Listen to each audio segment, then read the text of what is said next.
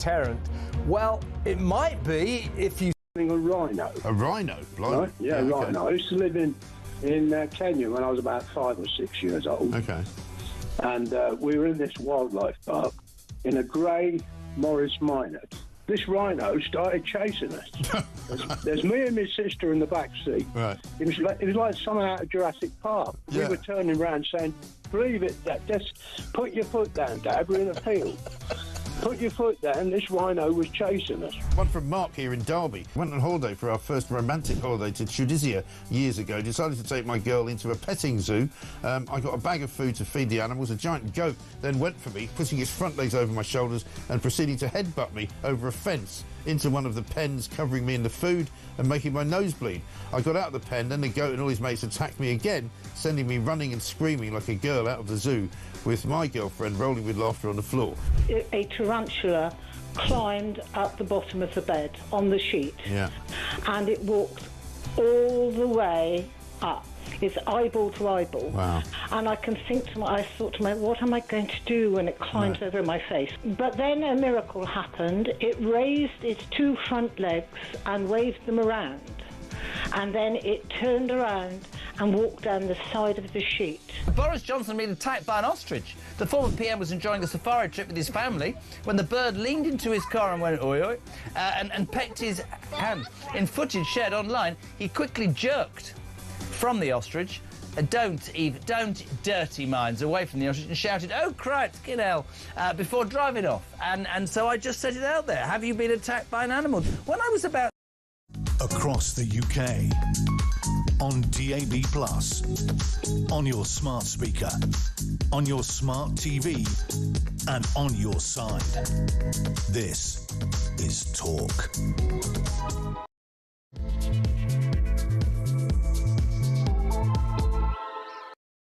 There you are. Good evening and welcome to the Political Asylum right here on Talk. I'm Kevin O'Sullivan and I'll be your host for 3 compelling hours of breaking news, challenging views and dazzling debate all the way to 10 o'clock. Get on the show, get on the phone and call me on 0344 499 1000, or you can voice note me on the same number, and I absolutely promise to play your message out. It is Wednesday, July the 30th. Here is what's coming up. I'll start with the heartbreaking story of 11 military veterans who are being kicked out of their flats after a housing association failed to secure benefit payments from the local council. Army heroes who served their country evicted from their homes in a nightmare of bureaucratic wrangles that have left these former servicemen frightened and confused. Welcome to Britain, where we can't do enough for migrants and asylum seekers and put them up in 4-star luxury hotels. But brave men who risk their lives on the front line and have been left suffering from PTSD are discarded by a nation that apparently doesn't care. What is wrong with this country? 0344 499 1000. Also tonight, the verdicts are in on the Manchester Airport cop-beating trial. One of the Muslim brothers accused was found guilty of assaulting 2 female police officers and a passenger he alleged insulted his mother. But along with his brother, he will face a retrial on the other charge of assaulting a male cop after the jury at Liverpool Crown Court failed to reach a verdict. Plus, fury after Starmer's betrayal of Israel as the Prime Minister stands accused of vowing to recognise Palestine for low-down, dirty, domestic political reasons. That's all it was, folks. The Muslim vote. It's honestly, it's disgusting, don't you think? 0344 499 1000. The pedo migrant sex offender spared jail and allowed to stay in Britain. Also tonight, in an hour or so, former Reform UK, now independent MP Rupert Lowe joins me to put broken Britain right. In the mammoth task of fixing the UK, where would you start? 03444991000. I'll bring you 2 extreme cases of animal cruelty, the persecution of Asian elephants and the trophy hunt horror killing of a magnificent lion in Zimbabwe. It's a heartbreaking story. Why do we treat our fellow creatures like this? 03444991000. And finally, shocking allegations by the victims of the Rotherham grooming gangs that they were raped by police officers investigating the sex crime scandal. One says she was 12 when a cop told her that unless she consented, he would hand her back to the gangs. Magnificent, eh? 03444991000. It just keeps getting worse, doesn't it? Also, these stabbing statistics that shame London Mayor Sadiq Khan. Was Donald Trump right when he called this little pipsqueak a nasty man? 03444991000. All that and so much more, so don't go anywhere. Stick with me right here, right now on Talk, the home of free speech and common sense. Let's spend Wednesday night together. Now, let's get straight down to business. It's a little bit complicated, but first of all, well, we're going to be joined by our international editor, Isabel Oakeshott, who has brought me this... well, journalistically, it's a very strong story, but it's a very sad story, and it's a very annoying story. It's annoying for anyone who cares about military heroes, the veterans that put their lives on the line for this country. So let's welcome to the show. First up, Andy Brown. And also Gary Doyle. Are you there, lads? Yes? Yeah, good afternoon, Kevin. Nice to meet you, mate, boys. Isabel will join us in just a second. Now, here's the deal. You guys live in a place called Constellation House near Bolton. And essentially, it's a housing association building. And because the council won't apparently... give the housing association the special benefit payments that they're supposed to about you. The housing association has decided to evict you.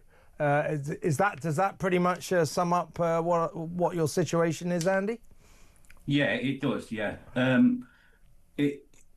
Apparently, we don't meet the criteria because the building's been taken over by another company. Mm-hmm. The criteria is changed, even though it's the same tenants that are living in the building.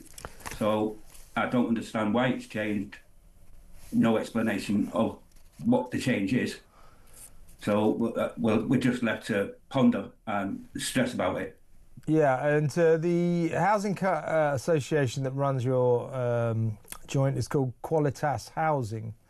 They say that this difficult decision to issue you with Section 21 notices follows the local authorities' refusal to reinstate housing benefit for the tenants. That's because you guys, I think there are 11 of you, brave military veterans. I think most of you suffer from PTSD because of your experiences on the front line.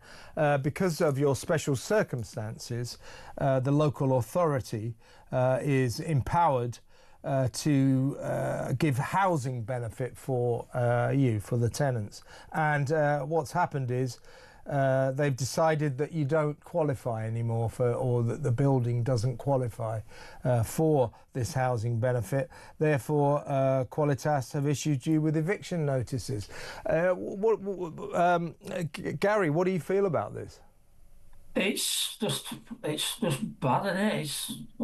I've been here for 3 years, well, coming up to 4 years in December.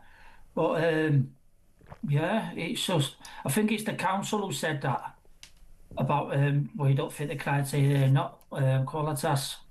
But yeah, it was just, you woke up one morning and there's Qualitas there with a little notepads and pens going, just handed this in and say, well, and then that was it. And we was like...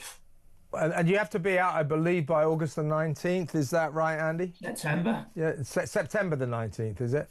Yeah. Oh, yeah, September, isn't it? Yeah, it was given to us on the 18th of July. Okay. Given us 2 months. 2 months. And do you, either of you have any idea what you're going to be doing next, where you're going to be living? Well, they've not put out in place for us or nothing. I've been to Liverpool today because obviously I'm going to. If we're getting kicked out, I'm going to be moving back there closer to my family anyway. But yeah. At this rate, I'm going to be back in a tent. Really? Really? I mean, I'm trying to get to the bottom of this. I mean, do you guys, this housing benefit for tenants, is that like additional to what you pay as rent? Is that what that's all about, Gary? No, it just goes through paid automatically into the thingy. Right, right. So, I mean, the whole.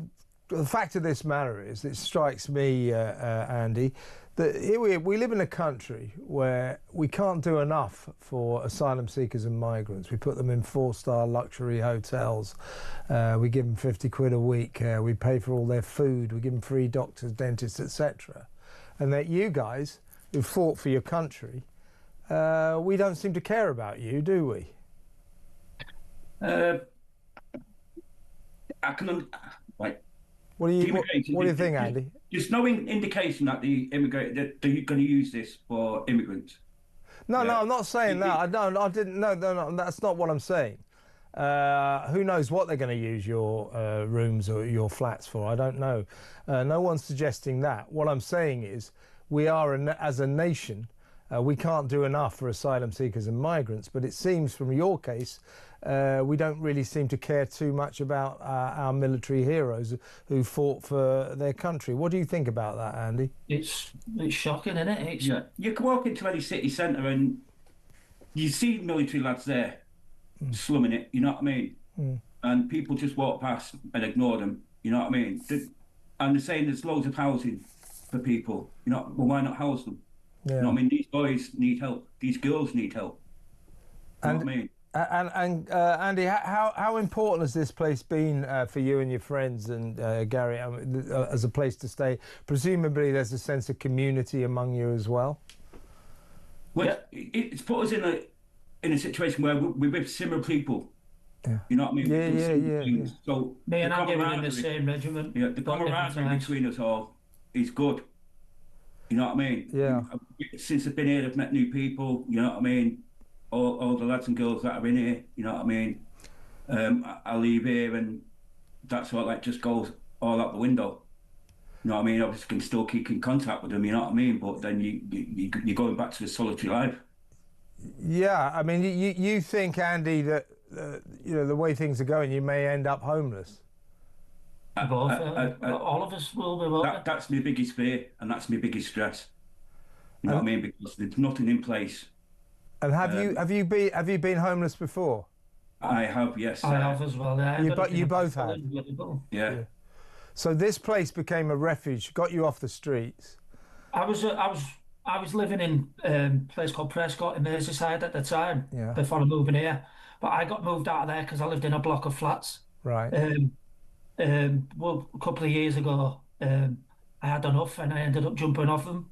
Oh, yeah. I survived, and I landed on a pair of railings at the bottom flat.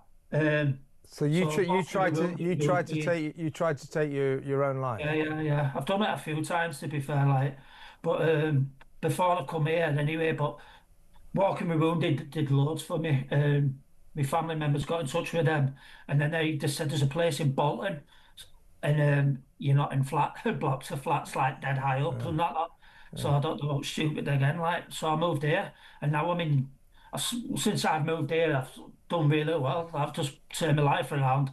I'm now in university, so I can help veterans because I'm studying psychology and counselling, so I can help veterans with PTSD myself, like. So. Well, tell me a bit, both of you. Tell me a bit about your military careers. Were you both in Afghanistan? No, I wasn't. I did 2 tours of Afghanistan. I did a United Nations tour. Right. And Gary, tell me what led you to try to take your own life. I was not well. I just couldn't cope with life. I couldn't handle normal life anymore. I struggled when I left the army. Why did you struggle? I just couldn't. I mean, it's a common story that people in the forces, it becomes like your family. And at the time you have to leave the army or whatever service you're in, people find it hard to cope in Civvy Street. That's obviously your story, right? Yeah. I couldn't handle it. I lost quite a few jobs. I've done. I've worked in close protection. I've done lorry driving. I've done like little jobs like valeting, and I couldn't handle a job because I ended up drinking loads as well. I had a problem with alcohol at one point. Yeah.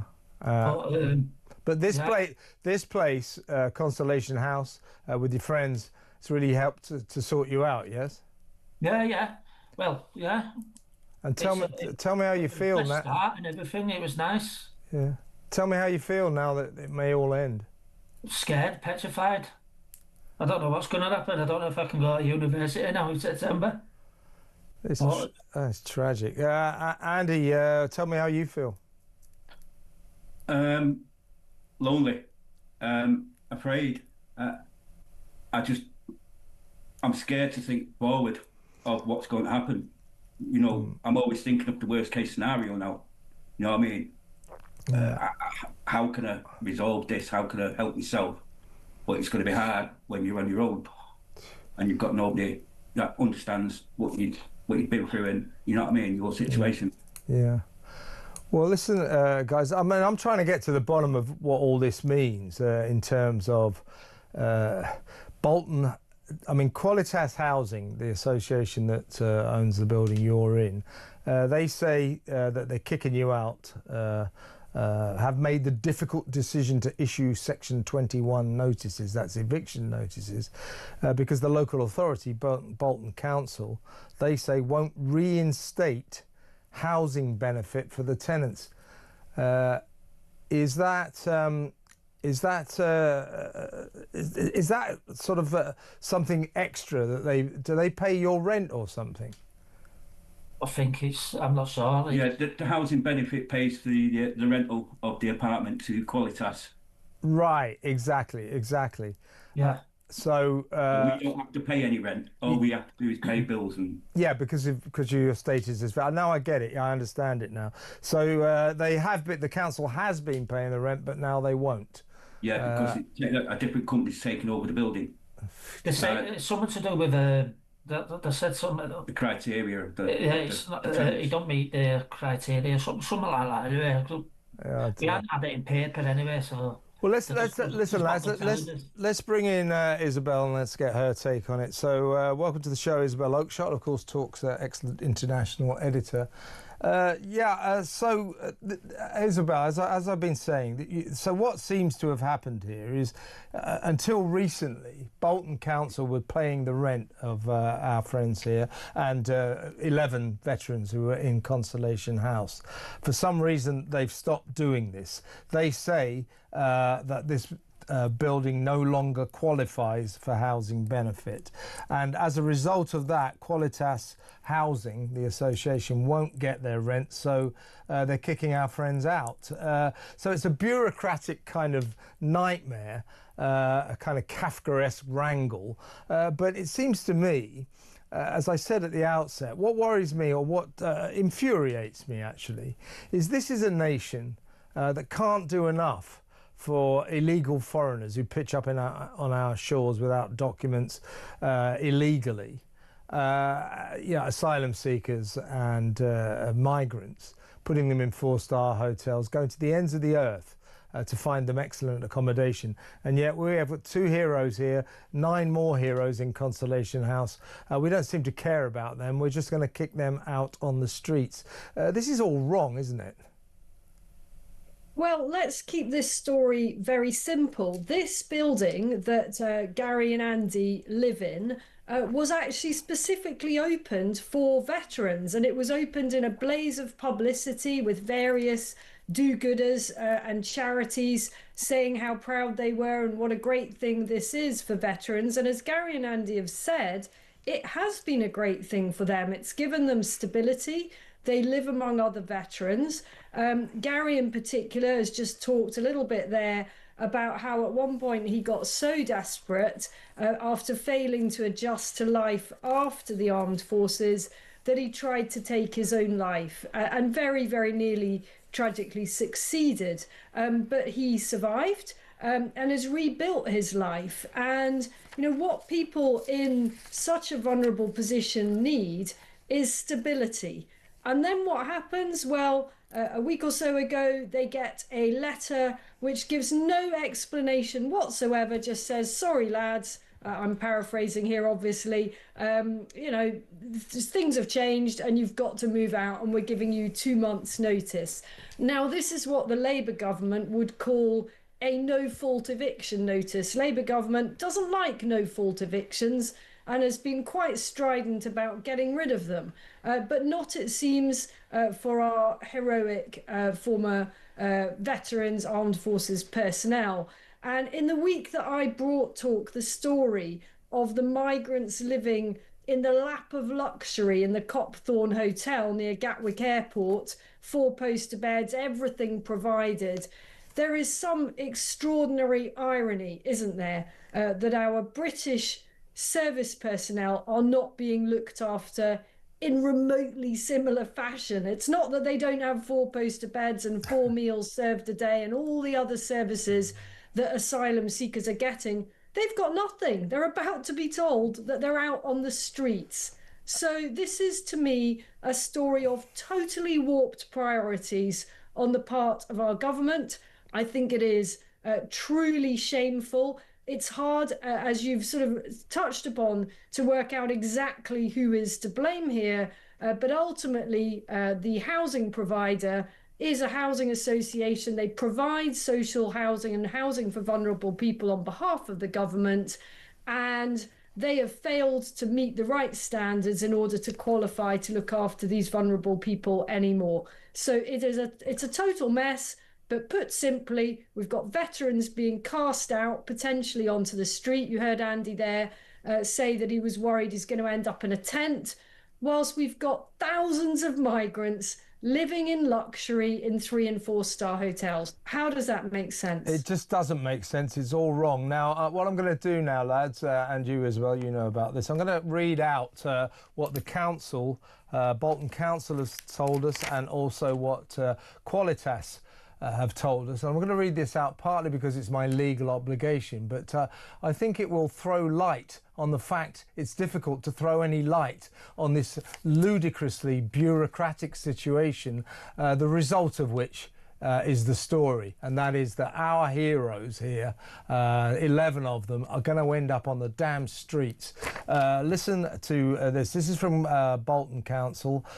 Make of this what you will. They say the decision to issue Section 21 eviction notices was taken entirely by Qualitas Housing as an independent housing provider. Bolton Council became aware of the situation only after notices were issued. They go on to say, I can't read the whole thing, it's like War and Peace.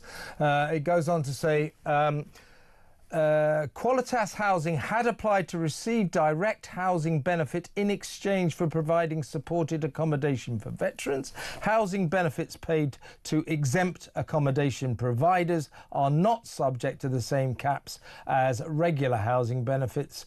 The provider, this is, I assume, Qualitas Housing, this is the key phrase, the provider failed to qualify for these payments and cites this as a reason, or the reason, for their decision. In other words, Qualitas was getting money, paying you guys rent from Bolton Council. Bolton Council has decided that your accommodation no longer qualifies. This is the statement from Qualitas, the housing association. Qualitas Housing is aware of recent claims suggesting that armed force veterans are being evicted from Constellation House to accommodate asylum seekers. These claims are entirely false.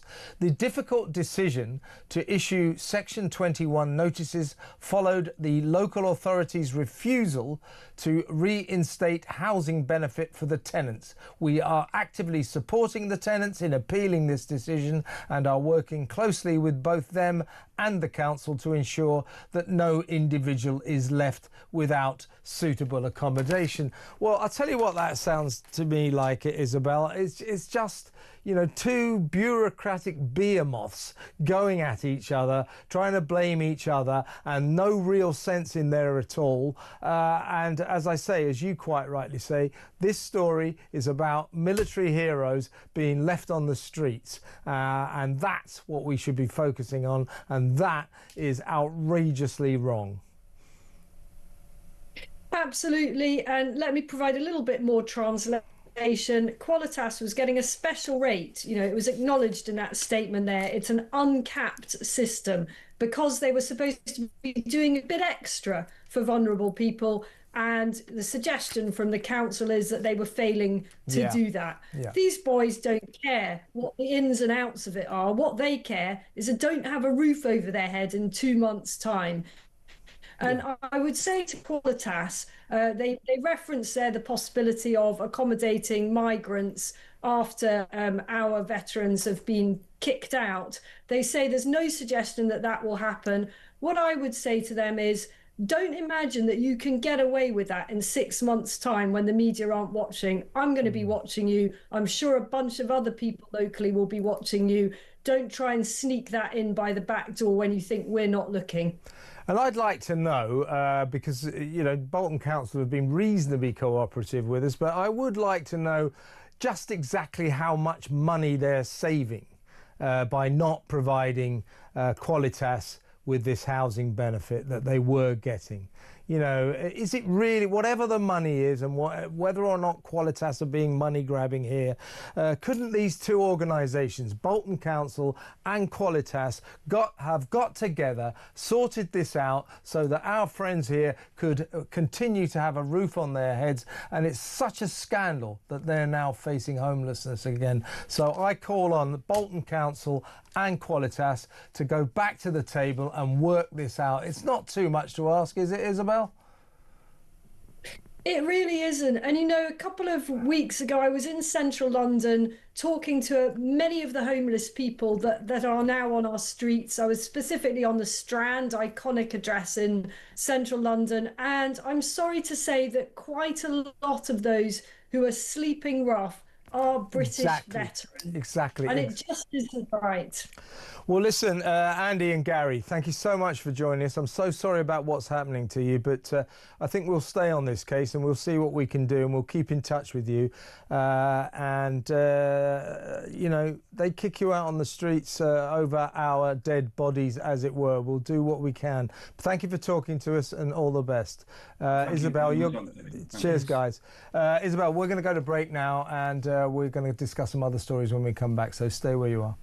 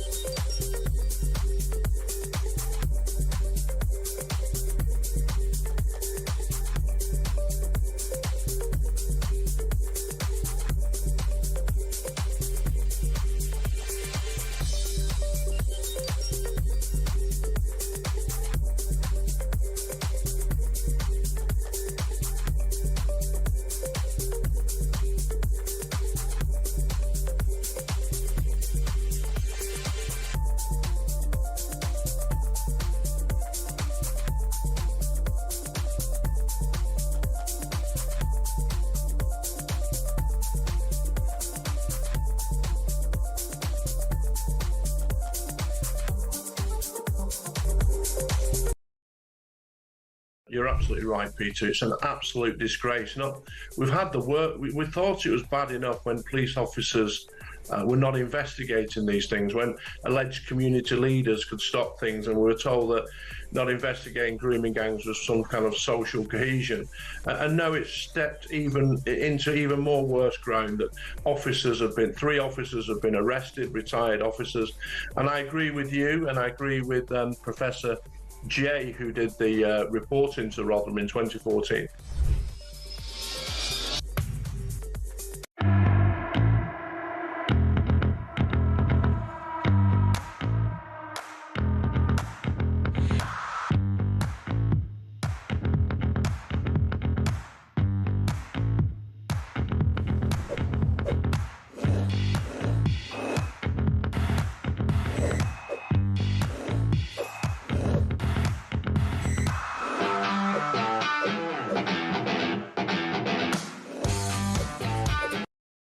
Across the UK, on DAB+, on your smart speaker, on your smart TV, and on your side. This is Talk.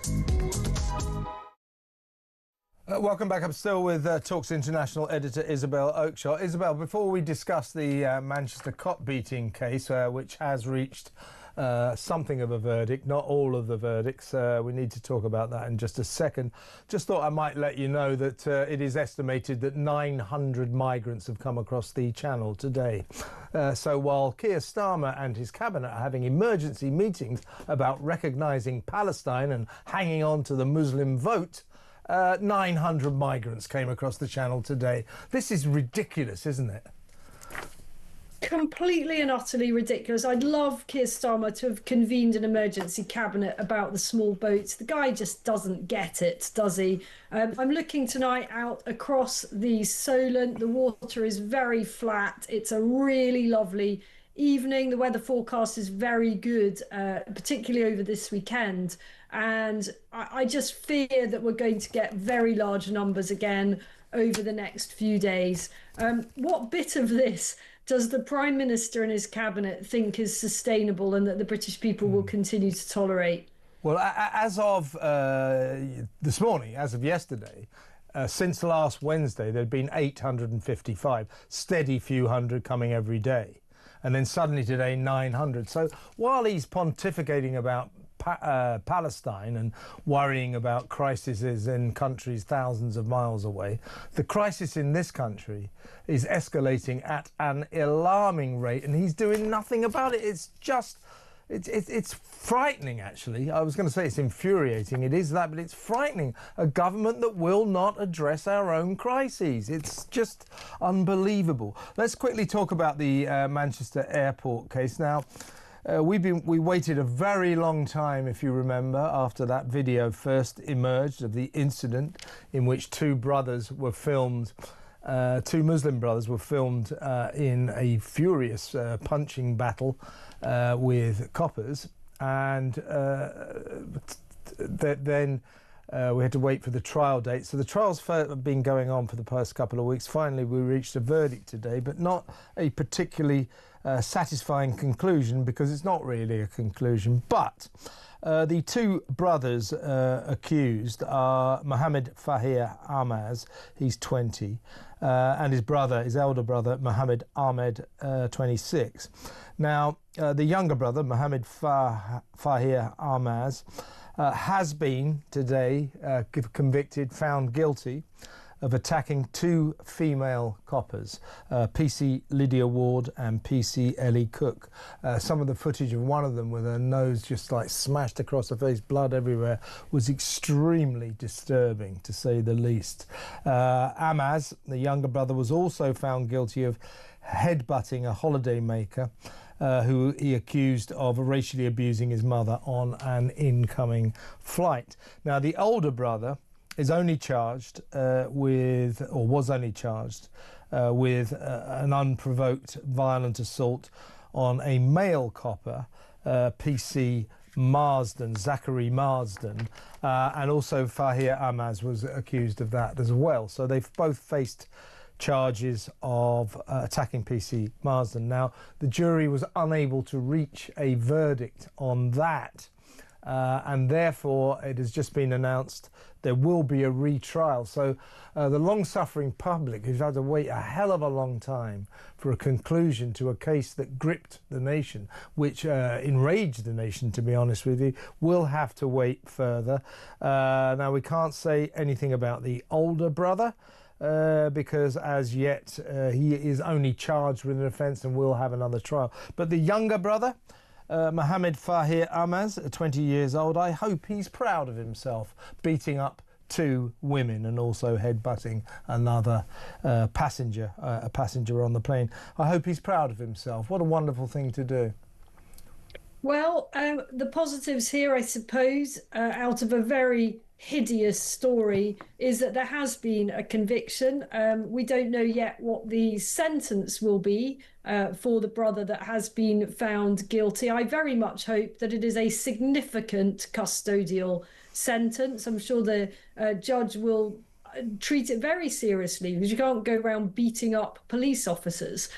So let's see what happens. And I just think it's worth remembering what a battle it was to actually get the Crown Prosecution Service to bring this case. You know, it only happened after quite a public outcry over the failure to bring any charges. And in fact, the Nigel Farage's party, Reform UK, threatened to bring their own private prosecution in these matters. And it was only after that, I think, that the CPS and the powers that be realised that it was simply not going to be sustainable to try to sweep all this under the carpet and pretend it didn't happen.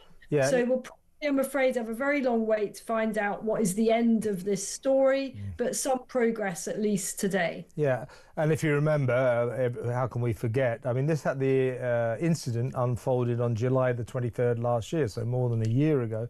And if you remember, I believe we had to wait until about October, until it might have even been later than that until the Crown Prosecution Service and the police finally agreed that these guys should face charges. So that was a long wait. Then we had a long wait for the trial. We've got partial resolution, but there's going to be another retrial. And the PC Marsden, the man that both brothers are accused of attacking, PC Zachary Marsden, if you remember, he was filmed. It looked as if he was kicking one of the Muslim brothers in the head, and that caused an initial massive outcry. It took 150 days for prosecutors to announce that he would not be charged of any offences. But as I say, we still have to wait to see whether Mohammed Fahir Amaz and his brother Mohammed Ahmad are either guilty or not guilty of attacking and punching PC Marsden. So that's still to come. Let's go to break, and when we come back, I think we'll talk a little about Keir Starmer and his recognising of Palestine. That next, stay tuned.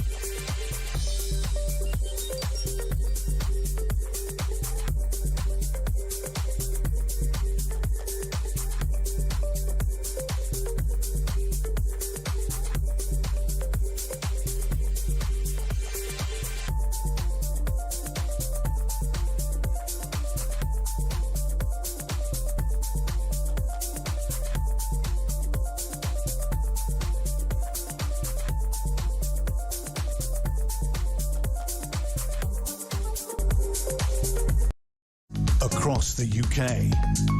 On DAB+, on your smart speaker, on your smart TV, and on your side. This is Talk. Welcome back. I'm still with Talk's international editor, Isabel Oakeshott. Isabel, well, obviously lots of people have been talking about Keir Starmer and his cabinet's plan to recognise Palestine in September unless Israel agrees to all sorts of demands that Britain thinks it is entitled to make. I shouldn't think Netanyahu will even bother to look at them. They're an irrelevance to him. But you know what? There's lots of elements to discuss about this. But one of the things is, if Starmer and his gang are portraying this as the morally right thing to do, you know, it's a conscience matter. You know, we have to give this poor benighted area the dignity of its own statehood. It's morally right. Well, actually, what Starmer is saying is, well, you know, if we will recognise Palestine unless Israel agrees to a ceasefire, agrees to let aid in, agrees to depopulate the West Bank, and so on and so forth. So, in other words, they can't say that this is because we're so morally stricken by the plight of the Palestinians. They're using it as a sort of bargaining chip. So, in other words, if Israel, I shouldn't think they would bother, but if Israel complied with everything Starmer is demanding and the Labour government are demanding, then Starmer would have to turn around and say, all right, then we won't recognise Palestine. You see what I mean? I mean, I kind of despair over all this because I'm afraid what I think a lot of our listeners will be feeling at this point. I'm just going to throw it out there. They don't much care about Gaza. Of course they don't. You know, they care about our country. And, you know, I put this yesterday on social media and said, look, Gaza is not our problem. And I got all sorts of grief about, don't I care about children dying? Well, of course I do. But 1 in 5 children in the world lives in a conflict zone.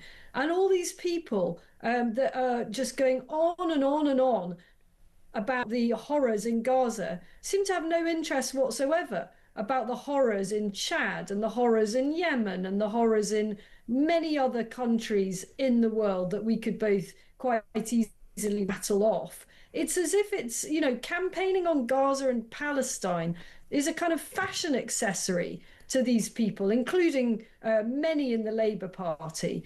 And it's so one-sided, isn't it? Where's the reference, the importance of bringing the hostages back and they're returning, I'm afraid, bodies to the families, the loved ones, you know, the hell that those families have gone through. Let's remember who started this conflict. You know, it wasn't Israel, was it? It was the most horrific assault on the Jewish population since the Holocaust. And, you know, how is it we are where we are now with the Prime Minister of Great Britain, whose own country is at kind of exploding point because of our own socio-economic problems, is busy convening an emergency cabinet to lay down his terms for referencing, for recognising Palestine. We don't care that much, Prime Minister. We want you to sort out our country. And let's really talk about what that emergency meeting was actually about. You know, why it had to be an emergency meeting, I don't know. When we heard that our Prime Minister had called an emergency meeting of the cabinet members, calling them all back from their various holidays, you know, no doubt caravan sites all over Britain. I mean, no, some of them had to come back from abroad, you know, for this emergency meeting. You thought, oh, well, at last he's woken up to the crisis here at home over the asylum seeker hotels, the astonishingly escalating migrant crisis. He's woken up to it. He's going to have an emergency cabinet meeting. And then we find out it's about recognising Palestine. So why is that an emergency? I think it's because Jeremy Corbyn has started a new party. It's not quite called Jezbollah, but it should be, with Zara Sultana. They've already got 600,000 members. They will take the Muslim vote away from Labour, so Labour have got to do something. Also in the cabinet we have these following cabinet ministers face losing their seats at the next election, because if they lose the Muslim vote, they lose their seats. These are Wes Streeting, the Health Secretary, Angela Rayner, the Deputy Prime Minister, Jonathan Reynolds, the pretend solicitor who masquerades as our Industrial Secretary, Jess Phillips, of course, and Shabana Mahmood, the Justice Secretary, and finally, last and certainly least, Keir Starmer himself. So all of those cabinet members face losing their constituencies if they lose the support of the Muslim vote. And nationally, of course, Labour is going to desperately need every Muslim vote it can get at the next election. So that's what this is about. This is about warding off Jeremy Corbyn and Jezbollah and trying cravenly to keep Muslim support. I don't think it's going to work, but that's what this is about. This isn't about us recognising a pile of rubble in the Middle East that isn't a state, whether we recognise it or not, won't make a blind bit of difference. It won't feed a single starving child. It won't bring about a ceasefire. It will alienate what little relationship we have left with Israel, and of course has already infuriated our alleged friend Donald Trump, or Keir Starmer's alleged friend Donald Trump. So he had everything to lose internationally and nothing to gain, but domestically, in the field of dirty, low-down, sordid domestic politics, he had everything to gain by recognising Palestine. That's what it's about, and I find that utterly disgusting. Yeah, thank you for explaining that so well. So often it's, it's not, the real story is sort of lurking behind what the headlines show. And you're absolutely right. This is about trying to hold on to the Muslim vote. And people might not be taking Jezbollah, Jeremy Corbyn's new party, very seriously. And I think but we should. It's about 600,000 members and rising fast. Yeah, just to be clear, these are not paying members. These are people that have just ticked a form. And that's a very different thing to paying members, which are extremely hard to accumulate, as any small and growing political parties can attest. But nonetheless, it is going to be a significant player in the run-up to the next general elections and probably council elections, goodness knows what. These are all a long way off. But they represent a huge threat to the Labour Party, as if they weren't screwing things up quite badly enough and losing votes of their own accord right across the board.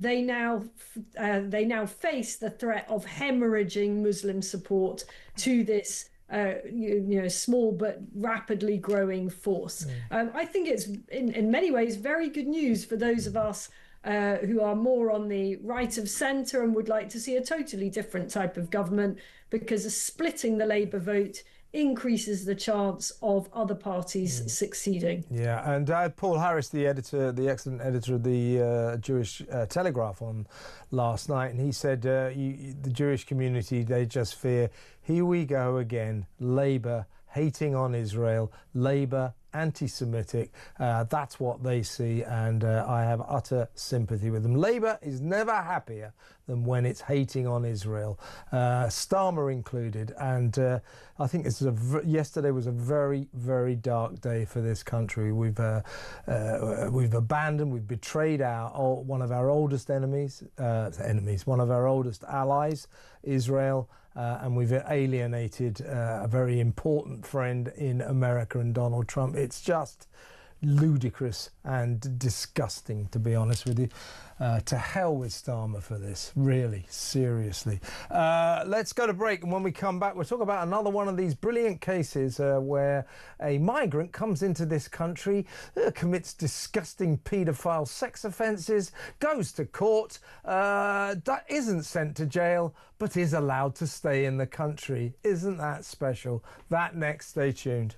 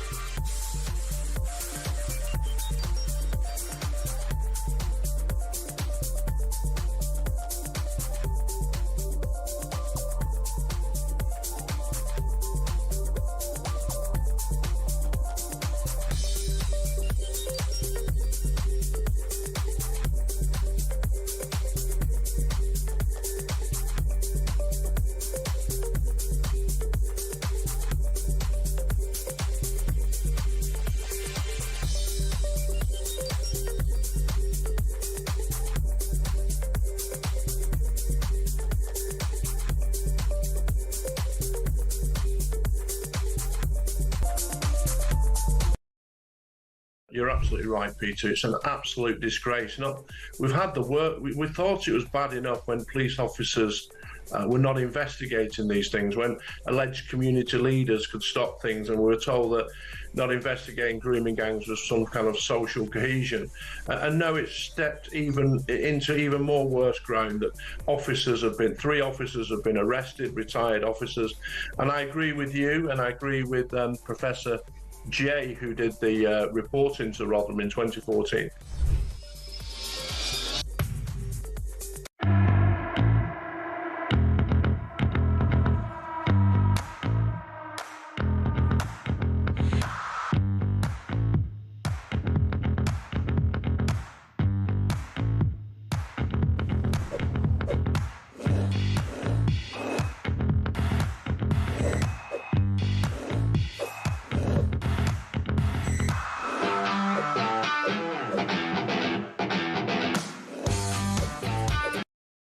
Across the UK, on DAB+, on your smart speaker, on your smart TV, and on your side.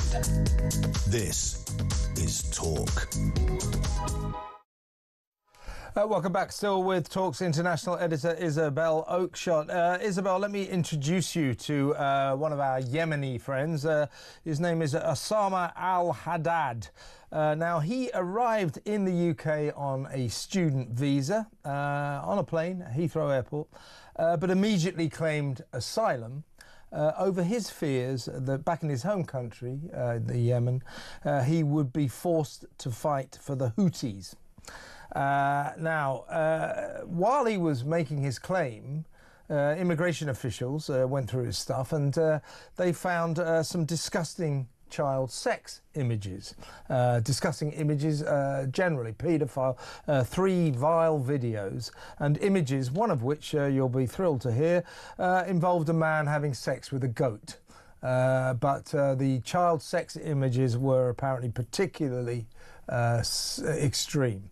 So, he was still allowed into the country, but was charged with these offences. He's just appeared in Isleworth Crown Court in the west of London. They heard that he was living in Plymouth and working at a local restaurant. This is the sentence he got. Al-Haddad was handed a suspended 30-week sentence, which means he won't go to jail, of course. Ordered to complete 150 hours of unpaid work and put on the sex offenders register for 10 years. The proceedings were translated for him by an Arabic interpreter. Meanwhile, after that, he walked free from going like this. Thumbs up sign to everybody. His asylum application remains unaffected. It's still in process. Judge Fiona Barry, who gave him this very light sentence, declared that she suspected that the defendant was not being entirely honest in his assertion that he had no sexual interest in children. And yet, no jail time, and here he stays, perfectly free to wander around Plymouth to do his job, and his asylum application remains unchanged. What the hell is that about? Well, how is he? I don't understand how he's working. If he's an asylum seeker, he shouldn't have the right to work. So there's something wrong there. Secondly, how on earth can his asylum application not be affected by the small matter of him already having been through the criminal courts and found guilty of something really, frankly, deeply disturbing and alarming? It should be an automatic disqualification. If you come here and you come here illegally, which in a sense he did. He came here on a false pretense, came on a student visa to get himself into the country. That already should be a disqualification. But supposing we're going to accept that people come in, break into our country, and we'll still consider their asylum cases, a second layer of disqualification should be the minute you commit any crime. Just that's it. That should be the end of the story. It would be in pretty much any other country in the world. I just don't know what we're playing at here. And I think we've got to, at this point, once again, mention the case of Lucy Connolly, a good, solid British citizen who said something very silly on social media in a rush of blood to the head, quickly deleted it. This was around the time of the summer riots last year, and found herself with a 30-month custodial sentence. Just think about that. This asylum seeker committing something really potentially heinous, grave questions over his intentions towards children, and he's allowed to go free, and we're still considering whether to let him remain in our country. Absolutely mad. I love the judge. I mean, to be fair to judges, they're under immense pressure not to send anyone to jail because our jails are full up. But the judge, in sort of basically letting him off, which is what she did. I mean, you can go on about 30-week suspended sentences and 150 hours paid work and all that stuff. Well, it's not much for what he was found guilty of. But when she says, I don't think you're telling the truth when you say you're not sexually attracted to children. But anyway, off you go. You can walk free. And by the way, you're free to stay here as well. Your asylum seeker application continues apace. This guy, right, it was at the airport, Heathrow Airport, when he was coming in, that they found these images. They shouldn't have even let him in. Of course not. Straight back on the plane that he came in on. You know, just turn around and go back again. A bit like when you get the wrong tube and you have to cross the platform and go back the way you came. Mm-hmm. That's what should have happened to him. I don't know why we're committing these acts of national self-harm. You know, on a daily basis, probably an hourly basis, judges and other people in positions of authority are knowingly allowing people into this country or allowing people to remain in this country who are of absolutely no value to our society, and in fact quite the reverse. Where does this lead? It leads to a very, very broken Britain. It really is broken. To go back what I was telling you earlier, we think 900, around about 900 migrants have come across the channel today. It's an enormous number. As I say, since last Wednesday until yesterday, 855 for 6 days. That's a pretty substantial amount. I think it was 212 the day before yesterday. The day before, 212 the day before yesterday. We now think 900 today. So in one day, the same amount as came across in the 6 previous days. So add that up. My terrible maths now coming into play. You know, migrants. Yeah, you've got what is that? 1,800 or so, just about 1,800 migrants in a week. 1,800 migrants in a week, and we have a prime minister who's calling emergency meetings about Palestine. As I said earlier, his refusal to confront the serious issues, the crises facing this country, is getting frightening, because this is what he does. He has yet to issue a single word on the asylum seeker protests that have been unfolding all over the country now for the best part of 2 weeks. Hasn't said a damn thing. When it's an issue that he finds uncomfortable, that he knows he's not doing anything substantially to solve, his technique is to act like it's not happening. That is just terrifying. Well, what I predict is going to happen is there's going to be some other conflagration. You know, either there's going to be some particularly ugly protest, someone's going to get hurt, and you know what he'll do then? He will stand on the street, Downing Street, behind a lectern, and he'll give us some absolute platitudes about how he's smashing the gangs and working with international partners to tackle this at its root. That's what he'll do, and it will mean the square root of nothing. Yeah, while also, of course, denouncing the far-right thugs who aren't real protesters, just like last year. It's like I keep saying, you can already see old Stalin Starmer's jackboot crackdown in the offing. You know, they're already raiding who they think are far-right protesters, putting out police putting out footage saying you will be prosecuted with the full force of the law. So what is going to happen if we're not careful is it's like a repeat of the rancid film you didn't enjoy last year. It's going to be a sordid sequel. This guy, God knows what we're going to do about him. Thanks for a brilliant week, Isabel. We will talk again next week. That's Isabel Oakeshott, Talk's international editor. After the break, it's Rupert Lowe, former Reform UK MP, now an independent. Stay tuned.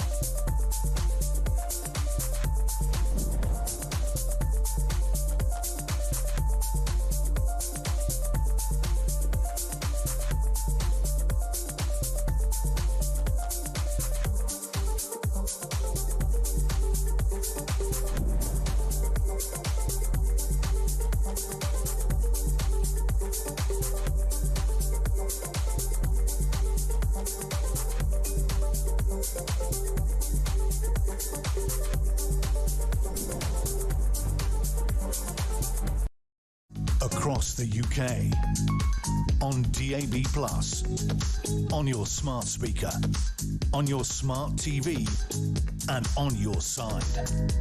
This is Talk.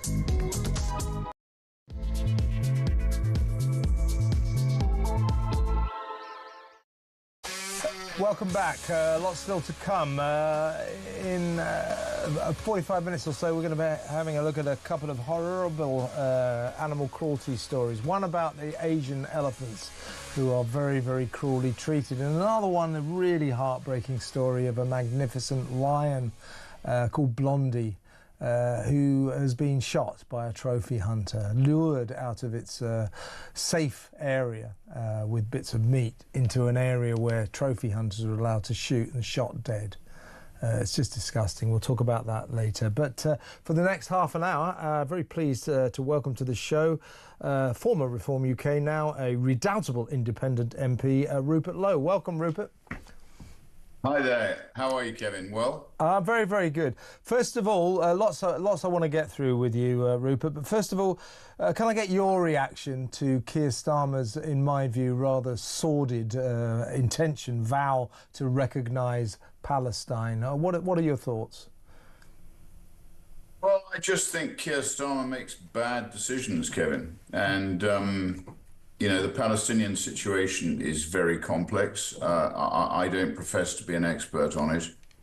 But I don't fully understand I can understand the concern about human rights, but I don't understand this fixation with Palestine when they elected Hamas to effectively govern them.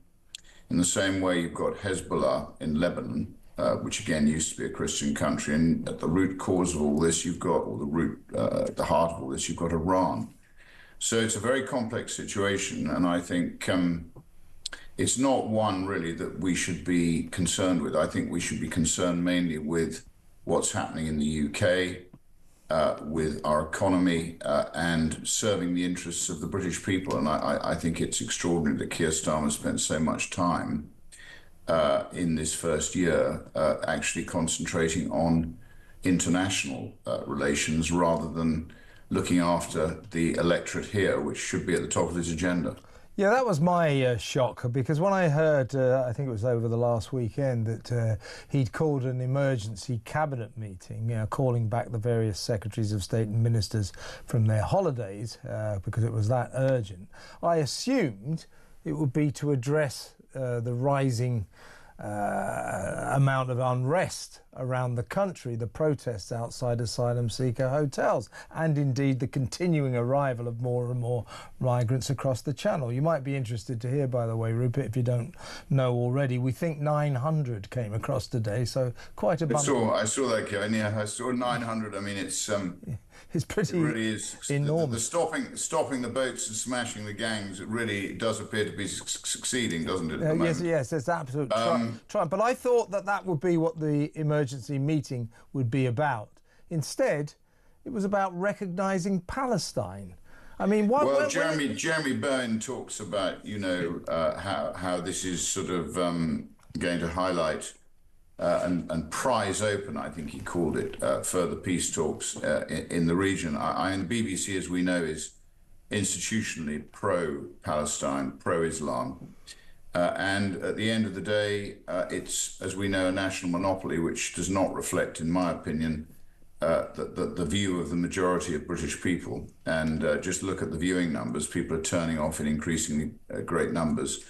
But unfortunately, they still are sort of shoehorned into paying an extortionate compulsory BBC TV licence for non-payment of which can land you in prison. I think it's the only private debt you can end up in prison for. Do you still pay for your with a criminal record? So yeah, not good. Yeah, do you still pay for your BBC TV licence after they pretty much libelled you? They've just had to issue a grovelling apology to you, haven't they?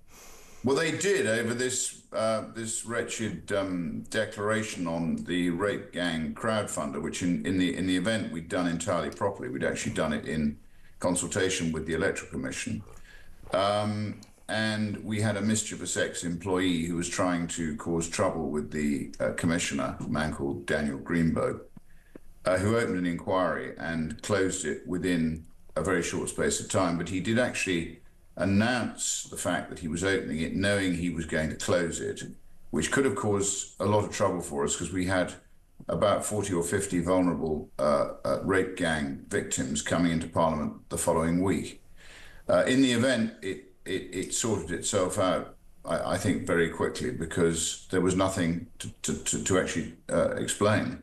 But the BBC ran the story, right? And the BBC, somebody leaked it to the BBC, which I warned the Commissioner would happen. And indeed, it did happen. Mischief making. The BBC actually carried the story. They had further detail to that, which the Commissioner had announced. And I made a formal complaint, and in the end, they had to apologise. But I mean, everybody, I think, knows that, number one, I don't take my parliamentary salary, I give it to charity. And number two, with the rape gang inquiry, not only am I never going to be a beneficiary of anything, I actually have given a sizable amount of money to that crowdfunder, because I consider it to be a blot on our national history, and I intend to make sure that we get to the bottom of what happened, why it was overlooked by so many organs of the British state. That's the police, it's the social services, it's the doctors, it's the NHS.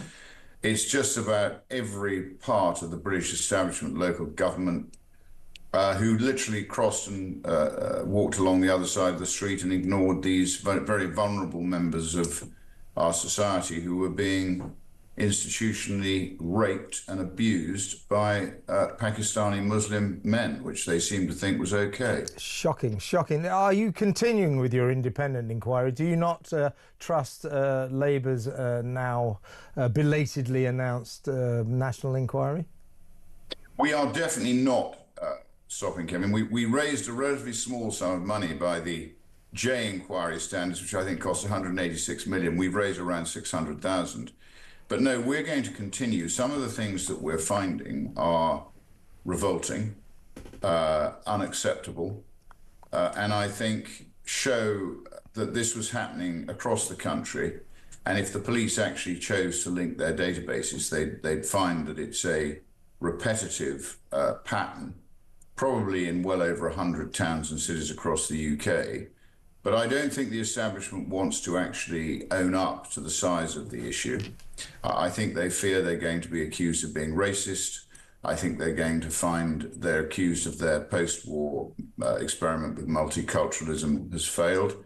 And clearly the Labour vote, the remaining Muslim Labour bloc vote, which is a big part of this, which hinges on the what I call deficient postal voting system, that's also going to be exposed. So it's an absolute mess. And no, we're not stopping for the simple reason that I don't know about you, but I don't trust the government, who was reluctant to have an inquiry in the first place, to mark their own homework in the same way that we watch them floundering around trying to avoid paying compensation to the sub-postmasters who were mistreated by what was a government company. We've seen the infected blood scandal where people haven't received their compensation. And I thought it was interesting that I think it was Charles Moore was saying today that he thinks we should reverse the responsibility and make the government pay compensation unless they can justify not paying it in cases like this where clearly they're at fault. But as you know, I have very little faith in the state delivering anything. I watch Parliament, which I think is dysfunctional. I watch the civil service and particularly the permanent secretaries, who are the ones with power now. I watch a bloated state giving us less and less good service, more and more working from home, bigger and more bloated pensions when compared to the private sector. And I have little faith that the state is capable of delivering anything other than a very second-rate service at a hugely overpriced cost. Yeah, lest we forget, Rupert, this government was dragged kicking and screaming into having to announce a national inquiry because they tried desperately not to, and we know why they tried not to. That's because the truth about this appalling scandal, the worst sex crime scandal in British history, estimated possibly to have as many as 250,000 victims, young white girls prominently, and many of them underage. Most of this unfolded in Labour council areas. There are a lot of Labour officials involved. So, and also Keir Starmer, although he likes to boast about it, his record when he was the Director of Public Prosecutions from 2008 to 2013, given that was the period when the worst of the rape gang scandal was unfolding, unbeknownst to us, his track record on bringing these awful men to justice wasn't exactly fantastic. So lots of reasons for Labour to keep this quiet. They've eventually announced this inquiry, but I think you're right to be suspicious about it. I certainly am. We've got to look out for the parameters on that inquiry when they announce them. I just wanted to get your take, Rupert, if you don't mind, on a story that concerns the rape gang scandal that came out today, which just is shocking, but kind of underlines or reminds us just how awful this was, the betrayal of these poor kids by the authorities. So, 5 vulnerable young women exploited when they were children by the Rotherham grooming gangs have come forward to say that they were also raped by local police officers. One of the victims says that she was raped from the age of 12 by a copper who told her that if she didn't consent, he would hand her back to the gangs. I mean, how low can this scandal sink? I think that was the South Yorkshire Police, wasn't it? From listening to the transcript and the news item, and I think, look, that's the reason we need a national statutory inquiry, and we need to bring people, if indeed this is true, and we are hearing stories from our own inquiries. And as you know, we've got a wonderful girl called Sammy Woodhouse who's working with Rob Bates and another girl called Natalie who are doing fantastic work. I mean, as I've always said, we have to make 5p do the job of at least a quid.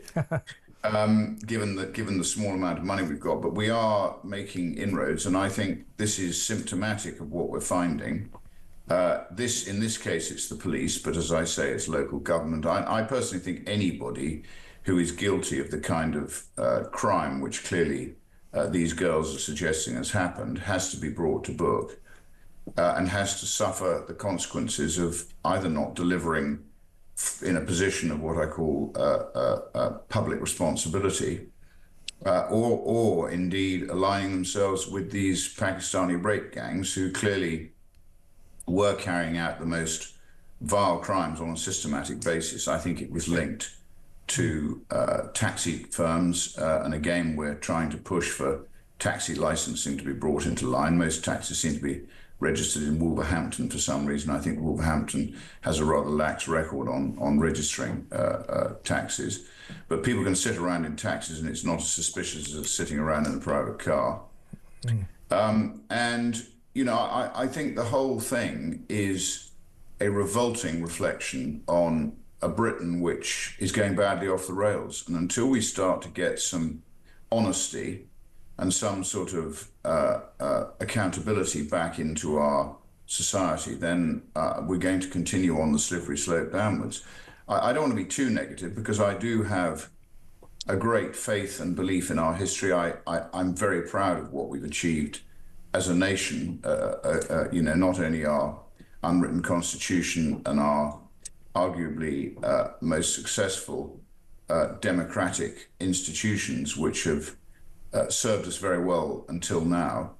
So I think the British people too are fantastic. We've got some of the best people in Europe and certainly in the world. But at the moment, we are going badly wrong in terms of our leadership. So I think people are, Kevin, beginning to realize that they have to now stand up for themselves. They can't just, in true British style, sit there and stoically watch what's going on. I think they have now got to stand up for what they believe in and fight for their country, because if they don't, I think you'd agree, we can all feel our country slipping through our fingers, and it's going to, I think, accelerate. And if we get another Labour government, I think the game is over. Yeah, I think so, you can feel that we're on the brink. We're going to go to break in a minute, Rupert, but a quick comment from you. You're talking about our Labour government. Now, this is a Labour government that over the past couple of days has been sort of positioning itself as the great protector of children due to the Online Safety Act, which to say the least is dubious. It's more like the Suppression of Free Speech Act. But that notwithstanding, they're there, oh, we're keeping children safe, we're keeping people safe. This from the government that didn't want an inquiry into the rape gang scandal, that clearly, actively, Labour politicians all over the country did not keep people safe throughout that saga. And also, of course, this is the Labour government that is letting in thousands and thousands and thousands of undocumented young men of sexually active age about whom we know nothing. And guess what? Their alleged crime rate is soaring. We know of at least 350 charges against asylum seekers all over the country, about 30 of which are serious sex crimes. So this is a government that says, oh no, we're protecting children, we're protecting women, we're keeping the country safe. Well, they're just not, are they? Well, I think I liken this Online Safety Act to the Fabian Society, Kevin. The Fabian Society is something that runs deep within the Labour Party, and if people don't know about it, they should have a look at it. Its emblem is a wolf in sheep's clothing, and I think this act is a wolf in sheep's clothing. It tries to justify itself on the basis that it's acting in the interest of child safety. The reality is, as you say, it's a backdoor to censorship and to more issues such as that which we see with Lucy Connolly and other what I call miscarriages of logical justice. I think for somebody to be locked up for social media posts when they are letting violent criminals go early and not sentencing rapists of underage girls for, in my view, long enough. We just got all our priorities completely wrong. And I think this Online Safety Act, it's very easy, and Labour often does this. They dress it up as a sort of a virtuous act, which is going to be in everybody's interests, when the reality is it just gives the state more control over our lives every day, a bit like all the COVID response to COVID did. I mean, I think that the powers that be were extremely surprised that Britain meekly allowed itself to be locked down with police patrolling Welsh parks and basically fining people for going out in the street. I mean, the whole thing is quite Orwellian. And as a result of that, I think our police force is now out of control and needs to be brought to heel as well. I don't think the average policeman is a bad person. I think a lot of them are very good people, and I have a very good relationship with a lot of them in Parliament. But I think the head of the beast, the head of the police, the people who run the force, most of those took their lead from people like Cressida Dick, who I'm ashamed to say went to the same private school as I did, Dragon School in Oxford. I wouldn't boast about that. and have been, which is fine. It's a very fine school. It didn't always produce great people, but and I think she, like a lot of our leaders, have imbued government with vile wokery, which we just simply don't need, and I don't think the majority of British people want. So this is where I say people have got to stand up and say, no, challenge local government, challenge national government, challenge everybody in a position of authority who is doing something which you think does not reflect the fact that they are a public servant. They are not supposed to be dictating to people how they should live their lives. They're supposed to be serving the public. That's what they are, public servants. And they need to remember that. Well, listen, let's go to break and let's resume this conversation after these messages, Rupert. So stick around, folks. We'll be back in a minute.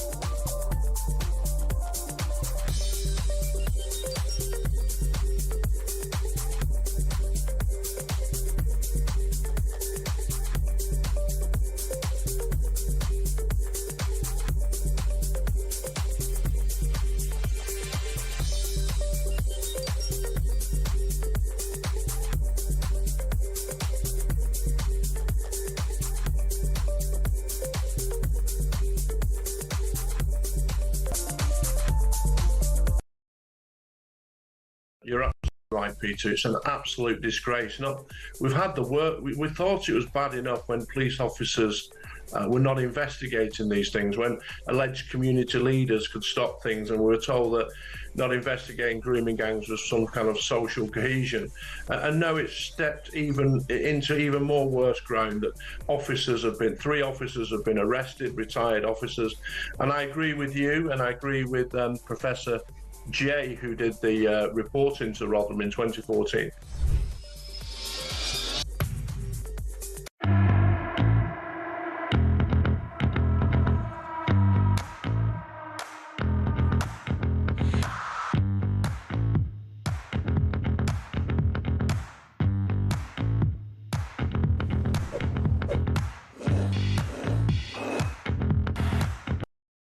Across the UK, on DAB+, on your smart speaker, on your smart TV, and on your side.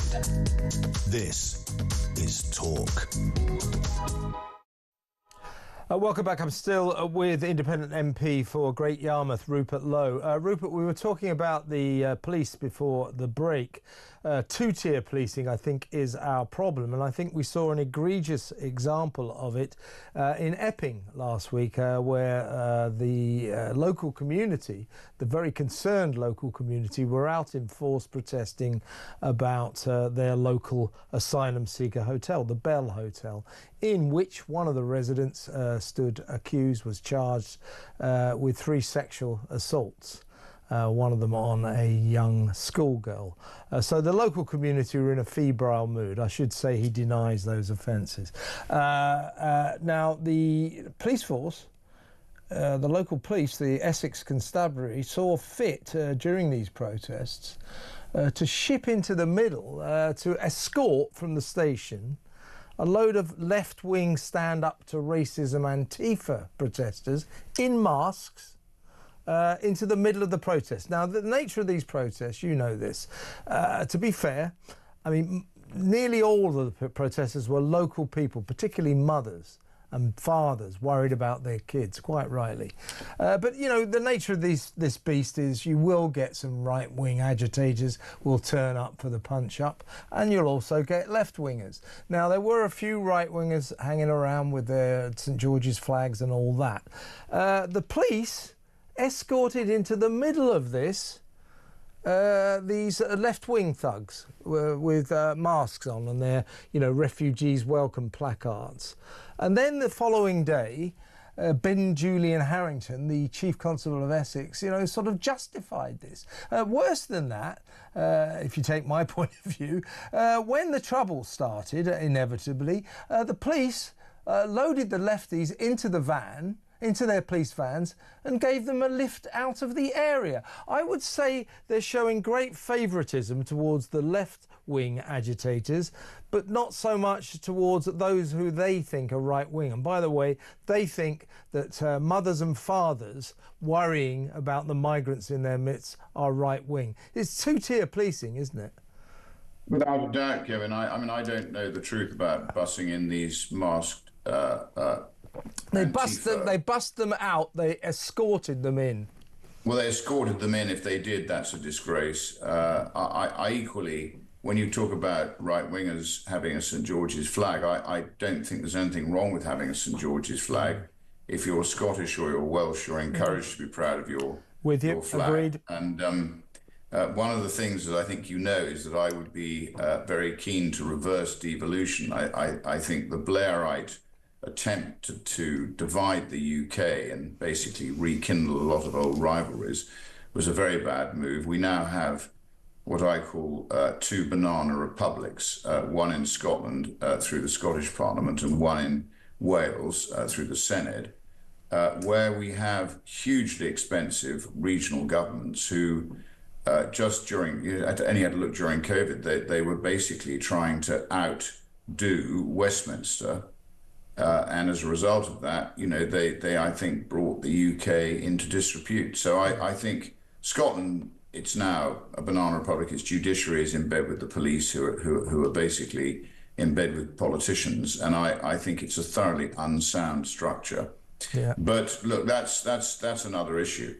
Two-tier policing, I think, does happen. As I say, it comes from the fact that the police force has been turned into a sort of woke example. I mean, they're supposed to police without fear or favour. They're supposed to be completely and utterly impartial, and yet it doesn't appear that that's what they're doing. Now, I don't know the root cause of this. I suspect that the leadership of the police is mainly to blame. I don't think most of the people in the police force are bad news, and I talked to a policeman yesterday from the Met who told me it's a depressing place to be now, and he's going to be leaving and retiring in the next 6 months, which he can't wait to do. So I suspect if you talk to most decent police in the force, they're pretty frustrated. So I agree that it's the top cops are the problem. It's the top cops. It's the top cops that are the problem. And they're a bunch of wokies. They really are. Before I know you've got to go in a second. I just want to play you a little bit of footage. It's an exclusive to my programme earlier in the week. I want to get your comments. There's a place called, it's a story about asylum seeker hotels. There are 202, 203, 204 around the country, full of migrants. This one's called the Copthorne Hotel, 16th century building in manicured grounds, golf course adjacent. Double poster beds, Kevin, yeah, 4 poster beds. 4 poster beds, yeah. Well, we got an insight into what we're providing for these people. You may have seen this, you know, 4 poster beds. They've got landlines. They can phone to their various home countries. We give them 4 meals a day because in the afternoon we deliver to their rooms special afternoon snacks. There is a constant convoy of lorries full of food, toiletries and necessities coming in. There we are. Also, the police are almost constantly there. Ambulances are turning up. The kids who are there get free taxis to and from school. There's some of the food. It looks very nice. And apparently, according to a guy called Aston Knight, who gave us all this footage, he worked there for 3 months. He said 10 women while he was there, or before he got there, actually gave birth on the premises. We're paying for all of this. So when we talk about asylum seeker hotels and the fact that we're footing the bill, I think most people, Rupert, don't have a clue just what the extent of our expense is. It is vast. This is one story. This is happening all over the country. This is a big one. There's more than 600 migrants there. But it's outrageous, isn't it? Your thoughts? It is outrageous, Kevin, and I put forward my view, which is that they shouldn't be allowed to settle on the mainland. We should set up a tented camp on an offshore island on the west coast of Scotland or England, or I think somebody said Lundy Island today. But anyway, on an island offshore, so they actually don't come onto our shore until they decide they want to go home, in the same way that Australia processes them on Nauru Island and places like that. But we extraordinarily seem to think it's our job to, as you say, roll the red carpet out, put them in 4-star hotels, give them 4 poster beds, unlimited food, new mobile phones, straight to the top of the housing list, the medical lists, you know, the NHS list, waiting lists, and push the tax-paying British people to the bottom, which is what's happening. So these people do not make a contribution to the UK. Most of them have got a very low IQ. I don't buy the fact that they are asylum seekers. Most of them are young men. They're economic migrants. They travel across multiple safe countries to get here. And as far as I'm concerned, Kevin, we are bonkers to be doing what we're doing. And to be expecting hard-working British people to pay their taxes to fund this largesse is outrageous. And really, the people who lead the country should be putting the interests of the British people, who are taxpayers, who are contributors, who've been part of building this country into what it is today, as have their forebears. They're the people whose interests should be being protected. Yeah. So it's basically the most extraordinary perversion of logic and common sense. And unless people stand up, and I think they are beginning to stand up. I saw there were some people starting to take a stand in various places today. Yeah. But the problem is, I think a lot of this sort of government, what I call, concern, is about the fact that this is a tinderbox. Yep. And ultimately, they're playing with fire. And I think it was Mao who said, if one spark can set off a prairie fire. And I think the government's censorship is because they know that they've got things so wrong. Yeah. The post-war elite have done so much damage to Britain and planted these fighting-age young men across the country in hotels, which we're funding, as you say. Mm. Most of these people, as we know, don't go on to contribute to the country. They end up on benefits. As you know, I'm doing my best to get the state to collect the data so we can see, to your earlier point, how much crime is being committed by these people. Yeah. We've had a bit of a win today with the Ministry of Justice, which I posted about on Twitter. So, look, I mean, there's so much wrong and so much that needs to be questioned. that when you're on a show like this, the question is, where do you start? Yeah, that's right. That's right. I should have it on for about 20 hours, actually. I mean, where do we start? Where do we finish? There's just so much wrong. It's not with our people. It's with the way that this small minority of people who seem to have a warped view of life, that they are now in positions of influence which they shouldn't be. Yeah, that's what's got to change. Absolutely. They're putting Britain second and British people second, and they're trying to keep the damage they've done a secret. And that is a recipe for disaster. It really is. Rupert, it's so good to have you on the show. Come on again soon. Great to have you. Rupert Lowe there, independent MP for Great Yarmouth. Let me know what you think of some of the things he was saying. 0344 499 1000. Let's go to break.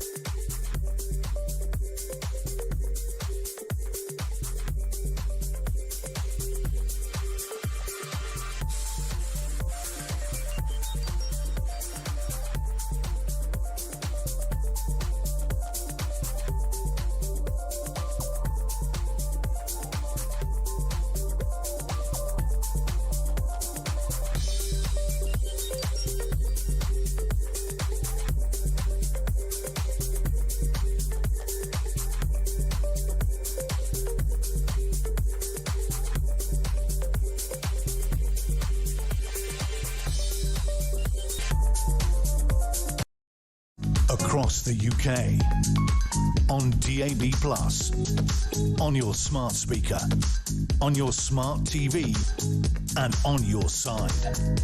This is Talk. Welcome back. Well, let's go straight over to my next guest because we have lots to discuss. He is the Deputy Leader of Reform UK, the great Richard Tice. Welcome, Richard. Very good evening to you, Kevin.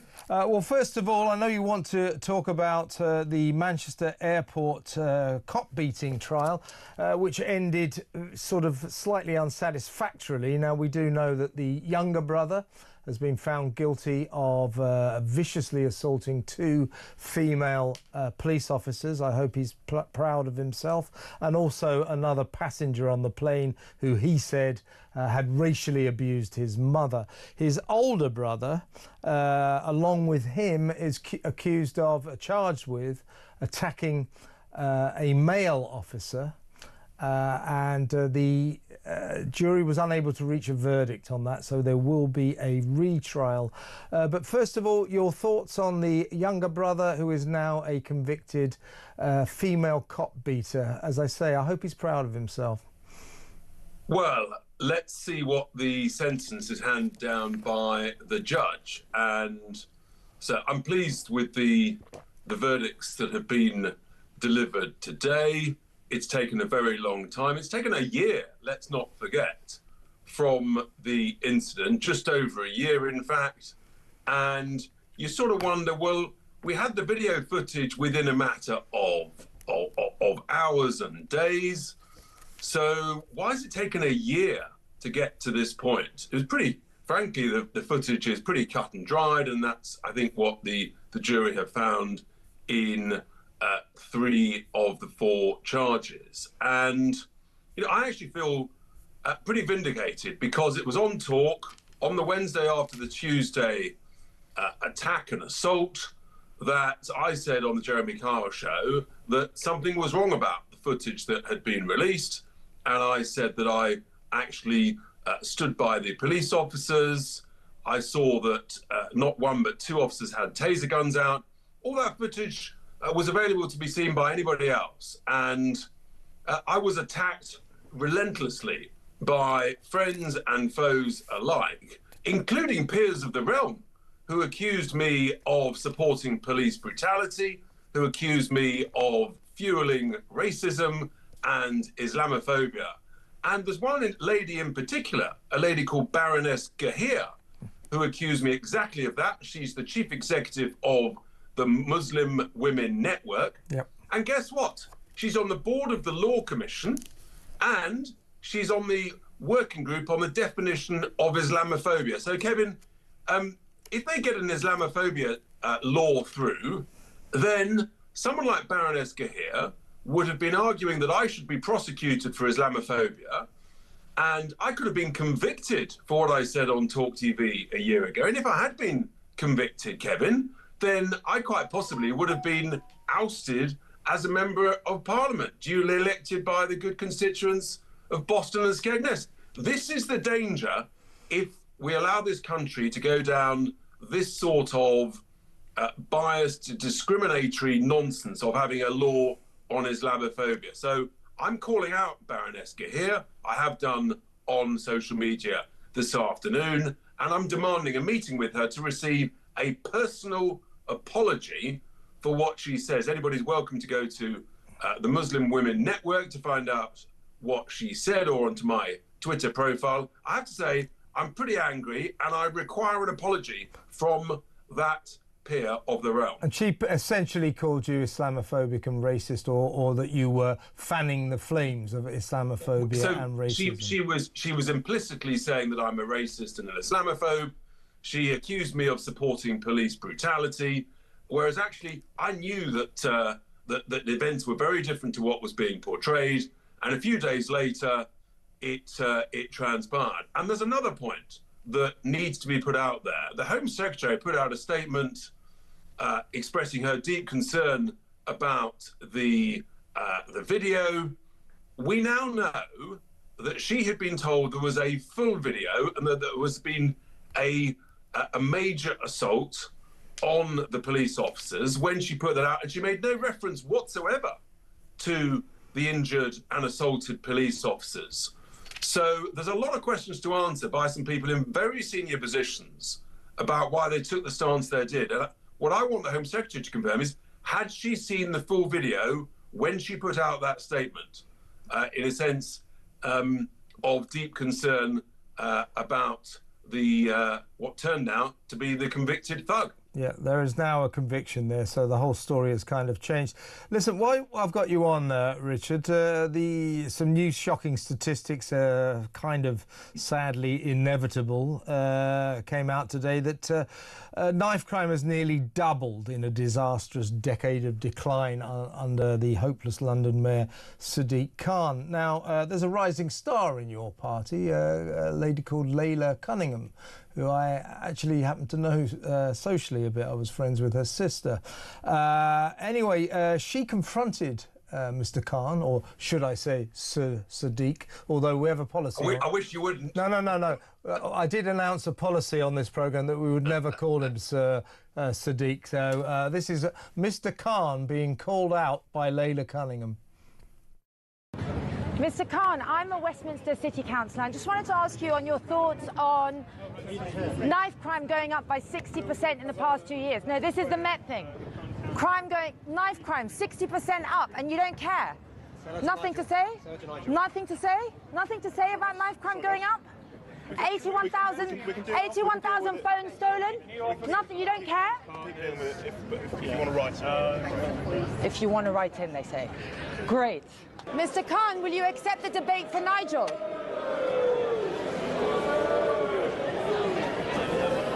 He's being booed as we go inside. So I asked him, he wouldn't speak to me about a 60% increase in knife crime in our city in 2 years. 81,000 phones stolen. He wouldn't talk to me. He looked down on me. He wouldn't even bother answering. Well, that's Sadiq Khan all over, isn't it, Richard? It is, but what a brilliant job Layla Cunningham did exposing his refusal to engage with the public. It was pretty remarkable, actually, that he was actually out and about on some form of a walkabout. That's a very rare thing. He doesn't allow himself to be doorstepped or sort of verbally hijacked like that. So full credit to Layla. She did brilliantly. And the Mayor of London showed himself basically to be a coward. He wouldn't stop and talk and debate the issue. It appears that he refuses to debate Nigel Farage on the issue of lawlessness in the city that he is essentially the police commissioner of. So I think he's running scared of the statistics that you touched on, that Layla Cunningham referred there, the soaring knife crime, the soaring shoplifting, the soaring mobile phone thefts. This is rapidly becoming, sadly, a lawless, city, the great capital city of our country, one of the greatest capital cities, we'd like to think the greatest capital city in the world, but at the moment, that's in doubt. Yeah, it was. Last comment, please, just quickly, Richard. Until yesterday, we knew that 855 migrants had crossed the channel illegally since last Wednesday. We're hearing today that another 900 have come across. It's been a bumper day. How's that smash the gangs strategy going for the Prime Minister? I mean, this is extraordinary, it seems to me. We have a Prime Minister calling an emergency crisis meeting of his cabinet about a crisis in a country thousands of miles away, Gaza, Palestine, if that isn't the country. And we have this huge crisis unfolding on a daily basis, and he doesn't even talk about it. Well, no doubt we'll be hearing that there's an emergency cabinet meeting tomorrow being called to discuss the boat crisis and smashing the gangs and the fact that policy has failed. Frankly, dream on. There's not a cat in hell's chance of the Prime Minister doing such a thing. He doesn't care, and he just shows himself he's keener to basically kowtow to Hamas, a terrorist organization. He's keener to kowtow to international judges and give away the Chagos Islands. It's absolutely disgraceful, and that takes us, I believe, the 900 that came today takes us to well over 25,000 this calendar year. We're heading towards between 40 and 50,000, and the anger and fury and rage of the British people is bubbling up like a cauldron. And we want peaceful protest, of course, but we all can see and sense and fear just how cross people are, and the hardworking taxpayers.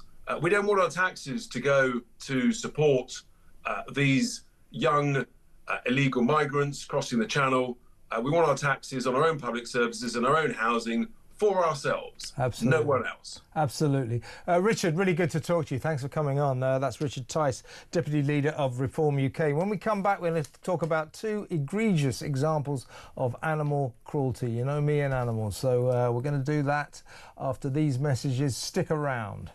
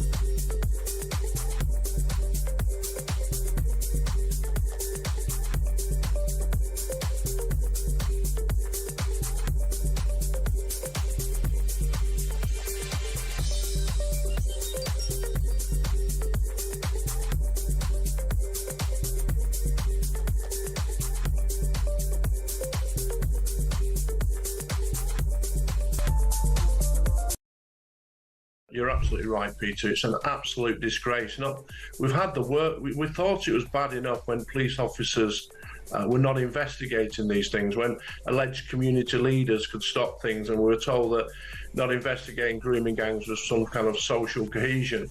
And now it's stepped into even more worse ground, that three officers have been arrested, retired officers. And I agree with you, and I agree with Professor Jay, who did the report into Rotherham in 2014.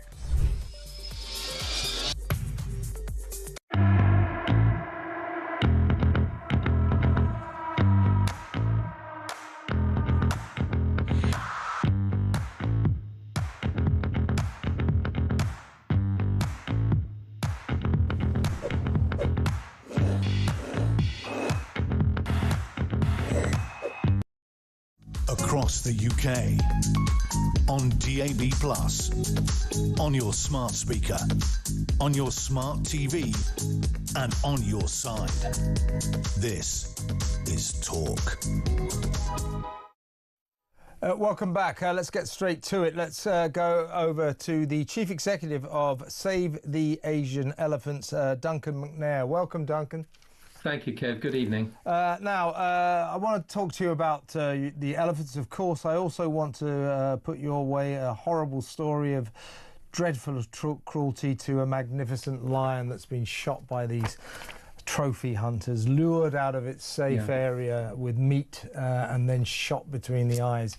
We'll talk about that in a little while. But first, we've spoken before about Asian elephants. Now, they are basically beaten and terrified. Their spirits are broken into servitude by their trainers. It's a process called pajan. Their mothers are killed, babies are snatched. It's horrible, horrible, horrible. Now, this country, of course, should not be encouraging this. But of course, there are holiday companies all across the country who offer vacations to Thailand and wherever to see these elephants perform their tricks. They only do these tricks because they've been terrified, beaten, tortured to an unbelievable extent. The tourists don't know this. Now, 2 years ago, we passed in this country, thank God, something called the Low Welfare Act Coalition, or what was it called? The Act, Animals Low Welfare Activities Abroad Act. Say that again. Do that again. The Animals Low Welfare Activities Abroad. It's not a snappy name, but basically it should have banned, or it was there to ban British companies from advertising their holidays to places where these animals have been beaten and smashed into submission.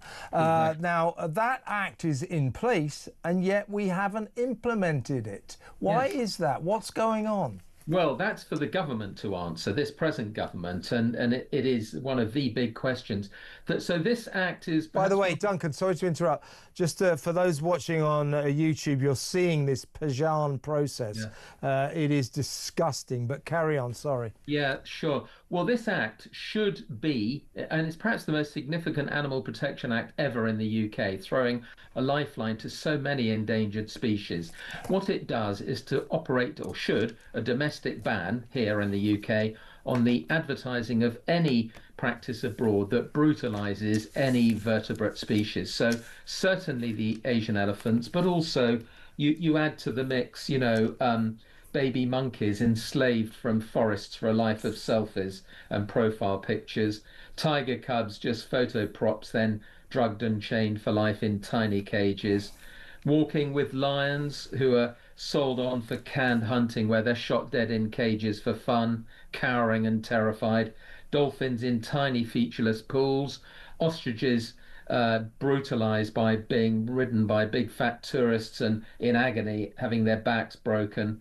All of these are species that are near to the end after millions of years, and this act throws a lifeline to them to protect them, to clamp down. And the UK plays a huge part in this grossly unethical tourism, in promoting it. The law, as you quite rightly say, Kev, passed 2 years ago. This government hugely supported it when it was in opposition. The very people who are now the ministers responsible for this made stirring speeches in both houses of Parliament, extolling it, saying that it was essential to get it on the statute book immediately. And since then, everything's changed. They've been elected, and then everything went quiet. And we've had to push very hard in the Low Welfare Act Coalition that I lead for 200 charities to get them to implement it. It's very easy. All they have to do is the Secretary of State, Steve Reed, needs to lay what's called a statutory instrument before both houses of Parliament, listing all the brutal activities. We've sent him such a list and all the supporting evidence. It's all gone quiet. And today or tomorrow is a big day because we're meant finally to be hearing from this government what actually they are going to do.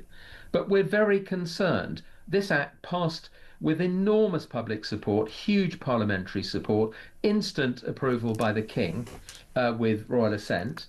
And now we are really worried that they're starting to talk now. We had a meeting with them 9 months ago. They haven't have failed to meet us since, where they said, "Well, choose your top three."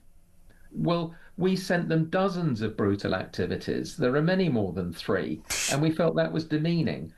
Now they're talking, Kev, about an industry-led, non-legislative outcome as a distinct possibility. Lots of talk about loving animals, but and then they're trying to find a way to implement the act. Well, they know what the way is. It's obvious. The big worry we've got is that they have been consorting with the wrong end of the travel industry, who are making billions out of these horrible, horrible holidays. Yes, and essentially, you know, we as a nation, because we're not implementing the clauses of this important act, we're sort of kind of sponsoring this horrific cruelty that we've been looking at in these pictures to these elephants. It's really, really upsetting to see what the elephants and all others, and we've identified over 1,200 UK-based travel companies today advertising 300 brutal elephant venues alone. That's just for elephants, you know, before we get on to all the other activities like baboons forced to beat each other to death in boxing matches, and even slaughter festivals where all sorts of different species are led out to a ring and the public can shout out how they want them put to death. You know, we're meant to be the world's leader in terms of animal welfare, and yet we are really squandering a magnificent opportunity to help. Contrary to what's been said against me and others, we're not trying to close down the travel industry. We're trying to make it ethical. And how long are these companies going to last if they squeeze all their money out of? Look, Duncan, if this is what they're profiting from, then they deserve to be closed down. I don't care about them. You can't profit on this. Let me. Good luck tomorrow. Let us know what becomes, what happens, what you find out from the government tomorrow. We'll keep in touch. Certainly. We'll keep in touch about this. Can you quickly give me your thoughts on a shocking story that appeared in The Sun today? This is a legendary lion named Blondie. It's been fitted with a GPS collar by research experts at Oxford University just 3 months ago. That was to sort of track him and his pride of 10 cubs and 3 adult females. They're in Zimbabwe. Now, these lions exist in fairly safe areas. But what these trophy hunters do is they lure them out with meat. They lure them out of these areas. So Blondie was lured with chunks of meat out of his safe haven and shot through dead by a trophy hunter who paid £35,000 to slaughter this magnificent animal. What the hell is going on, Duncan? It's an absolute tragedy, and another one, and I see them coming flooding in. I don't like to think who's complicit in allowing that to happen, but it's yet another activity that would be prevented and made an offence to advertise this sort of hunting of animals in captivity to brutalise them and kill them. That would be rendered unlawful almost certainly if this act was properly implemented. It's a complete tragedy for this animal and for the species, which themselves are getting very, very low in numbers. So many of these species are near the brink, and we could do so much. We can throw a lifeline. I think it's an awful story. I wanted to quickly just make a comment. You know, this government is not delivering, not yet, and we hope it does. If I sell you a tin of peas and it turns out to be beans, you can sue me. How come when a political party addresses the whole nation with policies to help the country and its people, absolutely nothing is evidently able to be done once they completely renege on their pre-election pledges? Yeah, we don't do enough to sort of crack down or try to prevent trophy hunting, do we? I mean, no. And also, I'd say, Kev, many people are hideously, horrifically injured and killed by brutalized elephants, big cats, apes. And who is the minister of our government who's going to stand up in the House of Commons or Lords and explain away the latest violent, brutal death of an innocent young British tourist of the sort we've seen so many happening all the time?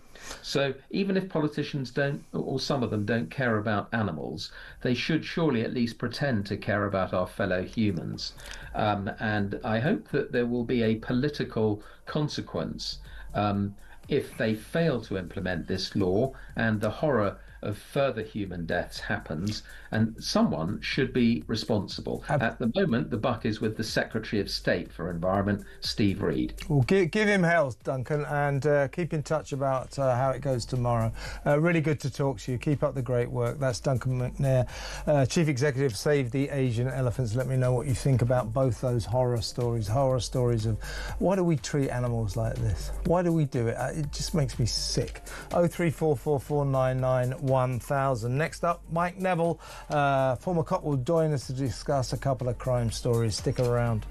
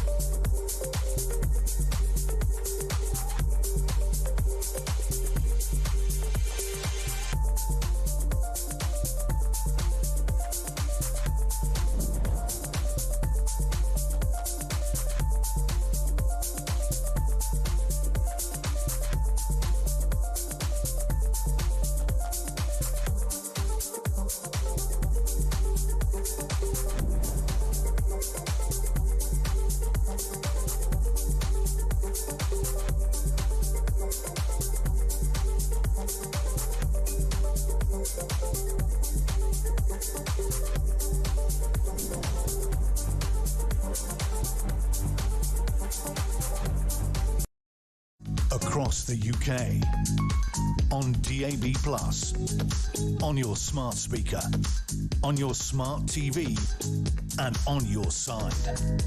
This is Talk.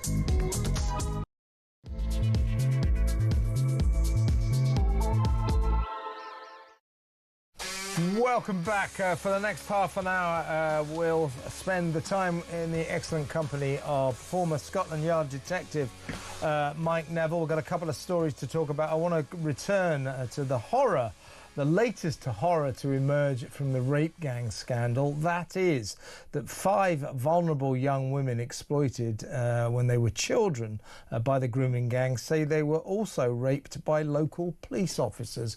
One of the victims says that she was raped from the age of 12 by a copper who told her that if she didn't consent, he would hand her back to the gangs. So it just keeps on getting worse. In a little while after the break, we'll talk about the latest shocking crime figures, particularly the knife crime figures in lawless London, where Sadiq Khan's stewardship of this once great city goes from bad to worst. I mean, given that he was recently knighted for ruining London. Presumably these new knife crime statistics, they've nearly doubled in a year, will mean he'll get a peerage.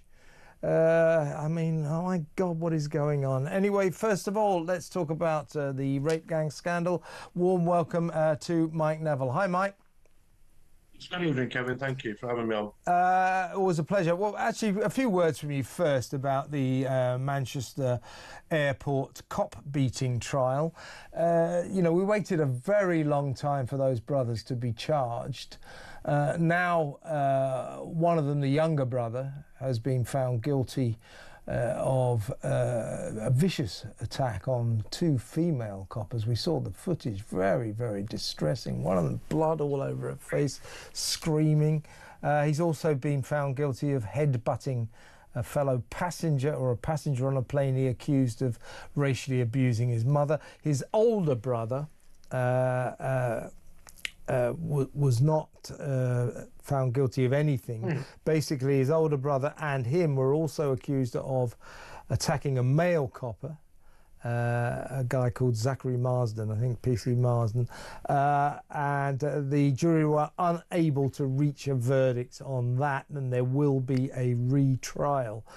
So we can't really talk about that, but I would say that I hope that the younger brother is very proud of himself for beating up two female coppers really, really viciously.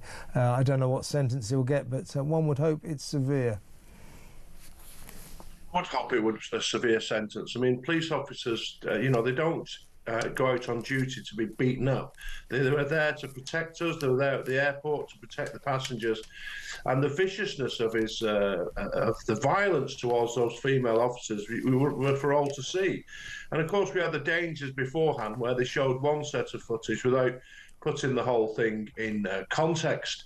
But the good thing of the CCTV, it did show the violence he used, and let's hope he's sentenced appropriately. It just amazes me sometimes that it takes people 10 hours to decide that he did something really, really wrong.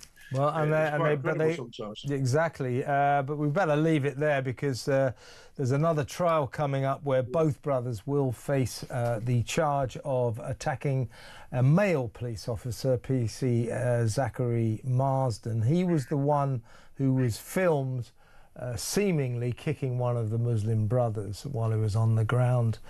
More footage sort of put that into context. He waited 150 days to be told no charges will be brought against him. But we'll await for the trial, the retrial, and the public who've been looking for resolution on this, at least in terms of the attack, the alleged attack on PC Marsden. They'll have to wait even longer. The wheels of justice in this country, as you well know, Mike, grind very, very slowly. Now, Kevin, I was looking at the first ever case solved with fingerprints. The men were found guilty and they were hanged 2 months, not after the trial, 2 months after the crime. That's how swift the justice was in 1905. Perhaps we should get back to that. Yeah, including the hanging. Right, let's discuss, everyone. Should we bring back the death penalty? It's an old favourite. 0344 499 1000. Now, let's talk about the Rotherham grooming gangs, South Yorkshire. Now, 5 vulnerable young women who were exploited when they were children by the Rotherham grooming gangs say now, allege that they were also raped by local police officers. One of the victims says that she was raped from the age of 12 by a copper who told her that if she didn't consent, he would hand her back to the gangs. This scandal just keeps on getting worse, doesn't it? But the idea that coppers exploited this situation is just crosses the line, doesn't it? It's truly wicked, Kevin. And, you know, as I've always said to you, I was proud to be a police officer. I was proud to be particularly a Scotland Yard detective. And we hear about these things and it's just an utter scandal. But it frankly doesn't surprise me. I wouldn't be surprised if the officers belong to the same group as the men responsible for this wickedness. And what strikes me now is I was reading about Professor J. Professor J wrote the reports on Rotherham in 2014. She's now questioning whether South Yorkshire Police should be handling this. And I agree with her that it should be handed over to an independent body, possibly the National Crime Agency or somebody else. Rather like the Hillsborough Inquiry, had a small part to play on the Hillsborough Inquiry, which of course involves South Yorkshire Police. And that wasn't investigated by them, it was investigated by 4 other nearby police forces, because what will happen is that the victims of these dreadful and evil crimes will not come forward because they'll think the police are complicit in this. And therefore, this investigation will not be as successful as it should be. So I really do think it's time to hand it over to somebody, even if it's retired officers, but somebody where the victims of this evilness can have some trust and do not think that the officers interviewing them are in collusion with the people who did the rapes and assaults on these girls. I mean, the thing is, mate, in every, barrel there's going to be a rotten apple. In every barrel of good apples there'll be a rotten apple or two. But just the idea that serving coppers acted like this. These were girls, victims of paedophile rape. They were raped by these grooming gangs, mostly Muslim men of Pakistani heritage, when they were things like 12 years old, 13 years old. The idea that coppers saw this as a chance to have sex as well. What I'm getting at is, I think when I was a kid, when I was younger, you kind of assumed, I think with some justification, that the police force was quite careful about who it hired. So when you saw a copper, you had a fair guess or a fair chance of believing that that would be a decent human being. And now they're hiring people who do stuff like this. Something has gone wrong with the recruiting system of coppers, hasn't it? Well, they're too busy recruiting people on what they look like or who they are, rather than what's inside them. Rather than, is it a good person? There's too much concern about what race or sexuality people are, rather than saying, right, is this a good person? Should be this person be a police officer? And errors have been made because they've been desperate to get people in, not as many white men in. And this is what occurs. And what also strikes me, Kevin, is that these officers, they must have been confident that they would really get away with this. They must have really believed they were safe to be able to do this, that they had protection around them. And up until the last few years, sadly, they were right, weren't they? They could get away with it. They could hide behind a smokescreen. If anybody accused anybody of anything, there was accusations of racism, and then you have all these self-appointed community leaders who can just go and see a senior officer and demand that investigations or whatever are dropped. It has been a truly dreadful affair, and we only have to see it over that most of the Labour Party voted against having an inquiry. What sort of politicians have we got when it goes from top to bottom, from a police PC at the bottom raping young girls to the whole groups of our leaders who think it's a good idea to sort of sweep this under the carpet? It's just awful, just dreadful. It really, really is. Listen, let's go to break so we can have a good chat after the break about the situation in London under the Mayor Sadiq Khan. The crime figures, the knife crime figures that have just been released are shocking. They've nearly doubled in the past decade under his disastrous regime. So we'll talk about that next. Stay tuned, folks.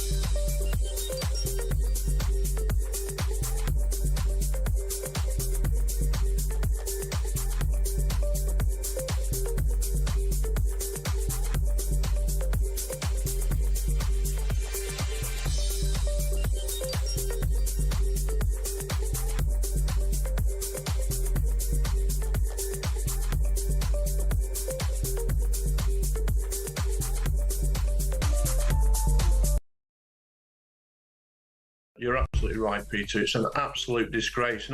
We've had the work. We thought it was bad enough when police officers were not investigating these things, when alleged community leaders could stop things, and we were told that not investigating grooming gangs was some kind of social cohesion.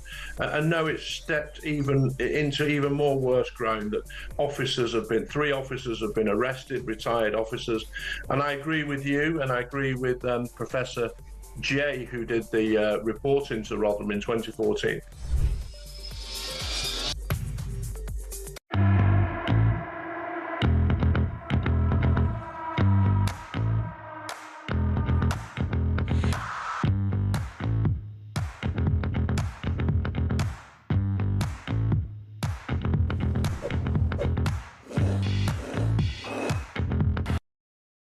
Across the UK, on DAB+, on your smart speaker, on your smart TV, and on your side. This is Talk. Welcome back. I'm still with former Scotland Yard detective Mike Neville. Mike, these figures came out today and they are shocking. They're a snapshot, I think, of what's going on around the country, but it's worse in London. So it's not too much of a London-centric story. Everybody knows crime is rocketing around the country. But in London, the situation is out of control. Knife crime, knife offences in London have increased by 86% in the last decade. So that's down to our magnificent mayor, Sadiq Khan. Just 5% of the robberies and thefts that unfolded in London were actually solved. And apparently the West End in particular, favoured of course by tourists, is becoming absolutely lethally dangerous, and particularly if you want to hang on to your phone or anything like that. I mean, London is turning into such a dangerous place thanks to this ludicrous mayor who seems to think the only thing we're worried about is clean air. No, Mr. Khan, because I ain't calling you Sir Sadiq. No, Mr. Khan, what we're worried about is not getting stabbed to death while we're going about our daily business. But you don't seem to do anything about this. It's unbelievable, isn't it? Well, it's not unbelievable in the sense that you can see what they've been up to, in the sense that Sadiq Khan campaigned heavily to reduce stop and search. And up to a point, it's not just him. It was Theresa May, the Tory Home Secretary, was also up to that.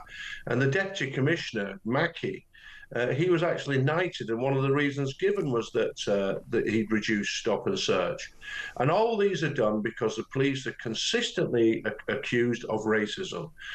In the Baroness Casey report, there's this disingenuous stats about the police are 7 times more likely to stop and search a young black man than a white man, and all this sort of carry on. The police simply cannot help who commits crime. It's not their fault. They have to clear up the mess, and there's young officers out there right now who are not stopping and searching people because they're afraid of being called a racist and being suspended and losing their jobs. It's absolutely wicked and evil. And the stats I always say are these, that 60% of the knife murders in London are committed by young black men.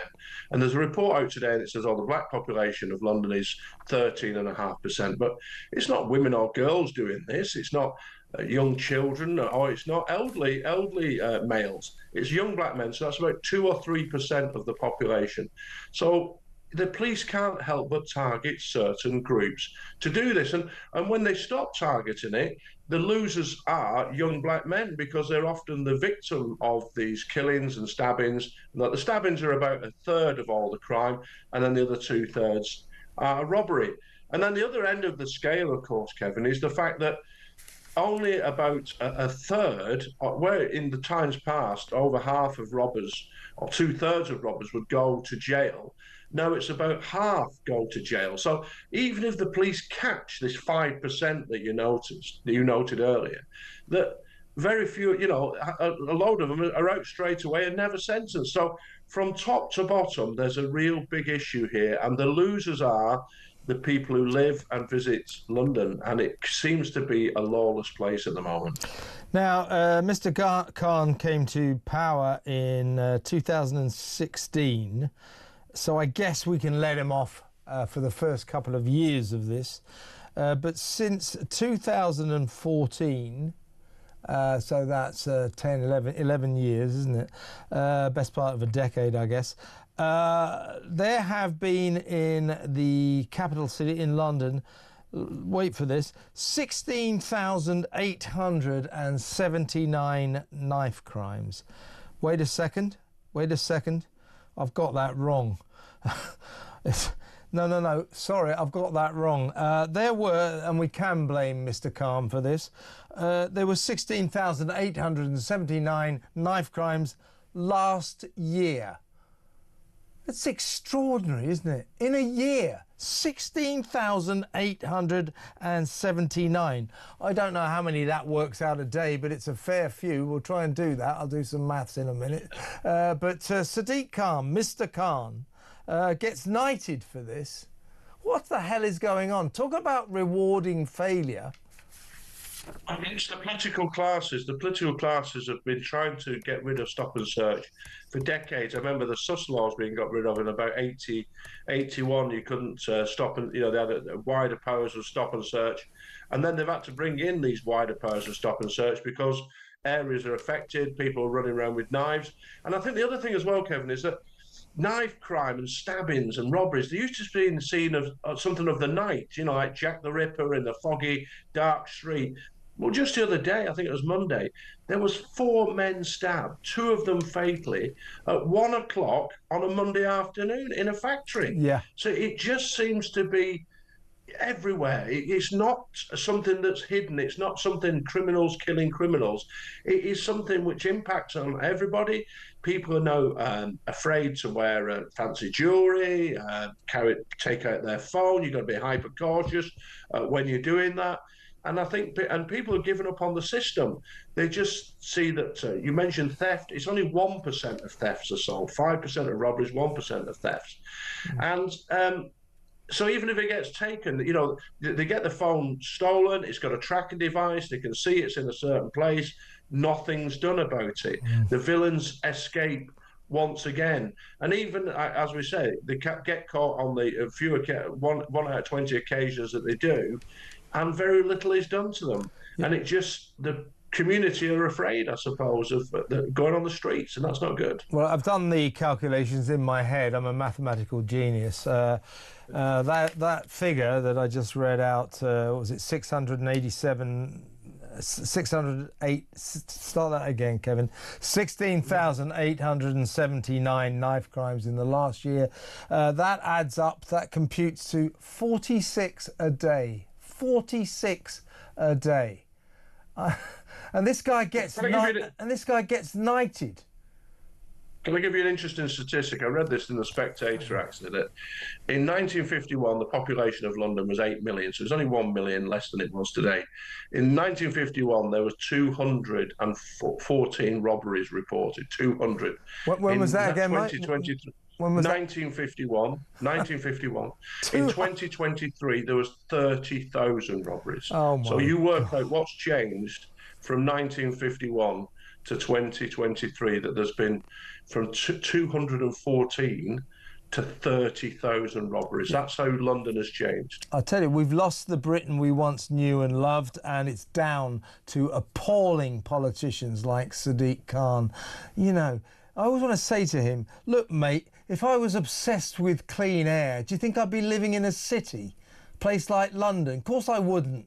If I was interested in clean air, I'd go and live in the countryside. Why does he think we're all obsessed with that? I'll tell you why. It's because, net zero, clean air is the last resort of the useless, desperate politician. They can always say, I'm working to get the air cleaner. It's going to be a safer place for children because of the clean air. And you can never compute whether or not they're delivering. It's really easy ground. Before you comment, Mike, let's remind ourselves of President Donald Trump's thoughts on Mr. Sadiq Khan. I'm not a fan of your mayor. I think he's done a terrible job. The mayor of London. but a nasty person. I think he's done. I think he's a friend of mine, right? No, I think he's done a terrible job. But I would certainly visit London. Yeah. Well, I like Nigel. I mean, Nigel, as you know, is a friend of mine. Nigel's done very well. He's a friend of mine.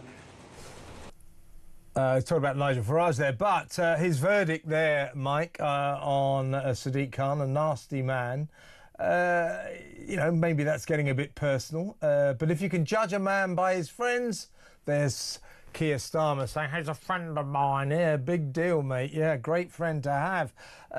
You know, I think it's probably fair to say that Sadiq Khan, in terms of the millions of Londoners he doesn't seem to care about, is a bit of a nasty man. Well, I don't like the man either. I agree with President Trump on this. And this ridiculous business where I say clean air, when you're stabbed, it really doesn't matter if you're breathing in exhaust fumes or clean air, does it really? Yeah, but exactly. I think what it sums up really is that these people, Starmer and as Khan, they're all part of this liberal elite where it's almost cult worship of net zero and things like that. And stop and search is obviously a very wicked thing. The police are racist, and they have a set of beliefs. But this set of beliefs is bringing the capital city down. And even I was outside Charing Cross station, and I got out my phone to check the train times. Two lads whooshed by on bikes. They tried to grab my phone and missed. They got the guy next to me. And I saw another one by the British Museum, two girls. They hit one girl, grabbed the phone, got another. So that's me just witnessing these things. And I got, you know, I advised the young man to go and report it. I offered him some money so he could get home. But I thought to myself, why am I reporting it? What will it achieve? Will anybody get caught? Because the other thing about robbery, Kevin, with the police, is they only catch idiots. The most robbers are caught within 15 minutes. So they do a robbery, the police deploy to the scene, and they cordon it off, and they hopefully grab hold of the character. So you get idiots and novices, really. The experienced robbers escape. All that they leave behind is an image on CCTV or something like that. And the police have no real systems around this to talk about deploying facial recognition. They don't use the right officers to check it. They have little ways of getting the things identified. And as a result of this, the experienced robbers generally escape. And they're the ones who are prolific, hyper-prolific criminals who are committing 50 offences a day. Meanwhile, the 5% we've discussed, that is a set of idiots who've just started on their career, and the experienced people just carry on committing these crimes. Last question, Mike. I think we've comprehensively established that dangerous crime is absolutely spiralling out of control in this city. The mayor's doing nothing about it. He's too worried about clean air.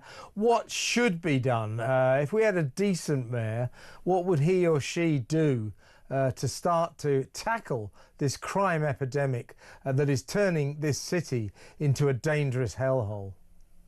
Right. The first thing is to be honest about these crimes. If there is different ethnic groups committing them, they need to be absolutely honest. They need to tell people this is why there'll be lots of stop and searches. Our police officers will be robust. And if our police officers are acting in a legitimate way, they will be supported. And so the officers feel that they can grip this and sort out the crime. Then we can look at the courts. Let's look at how is it that people who've committed multiple offences are still being allowed out on bail and still not being jailed when they're found guilty. So that needs to be looked at.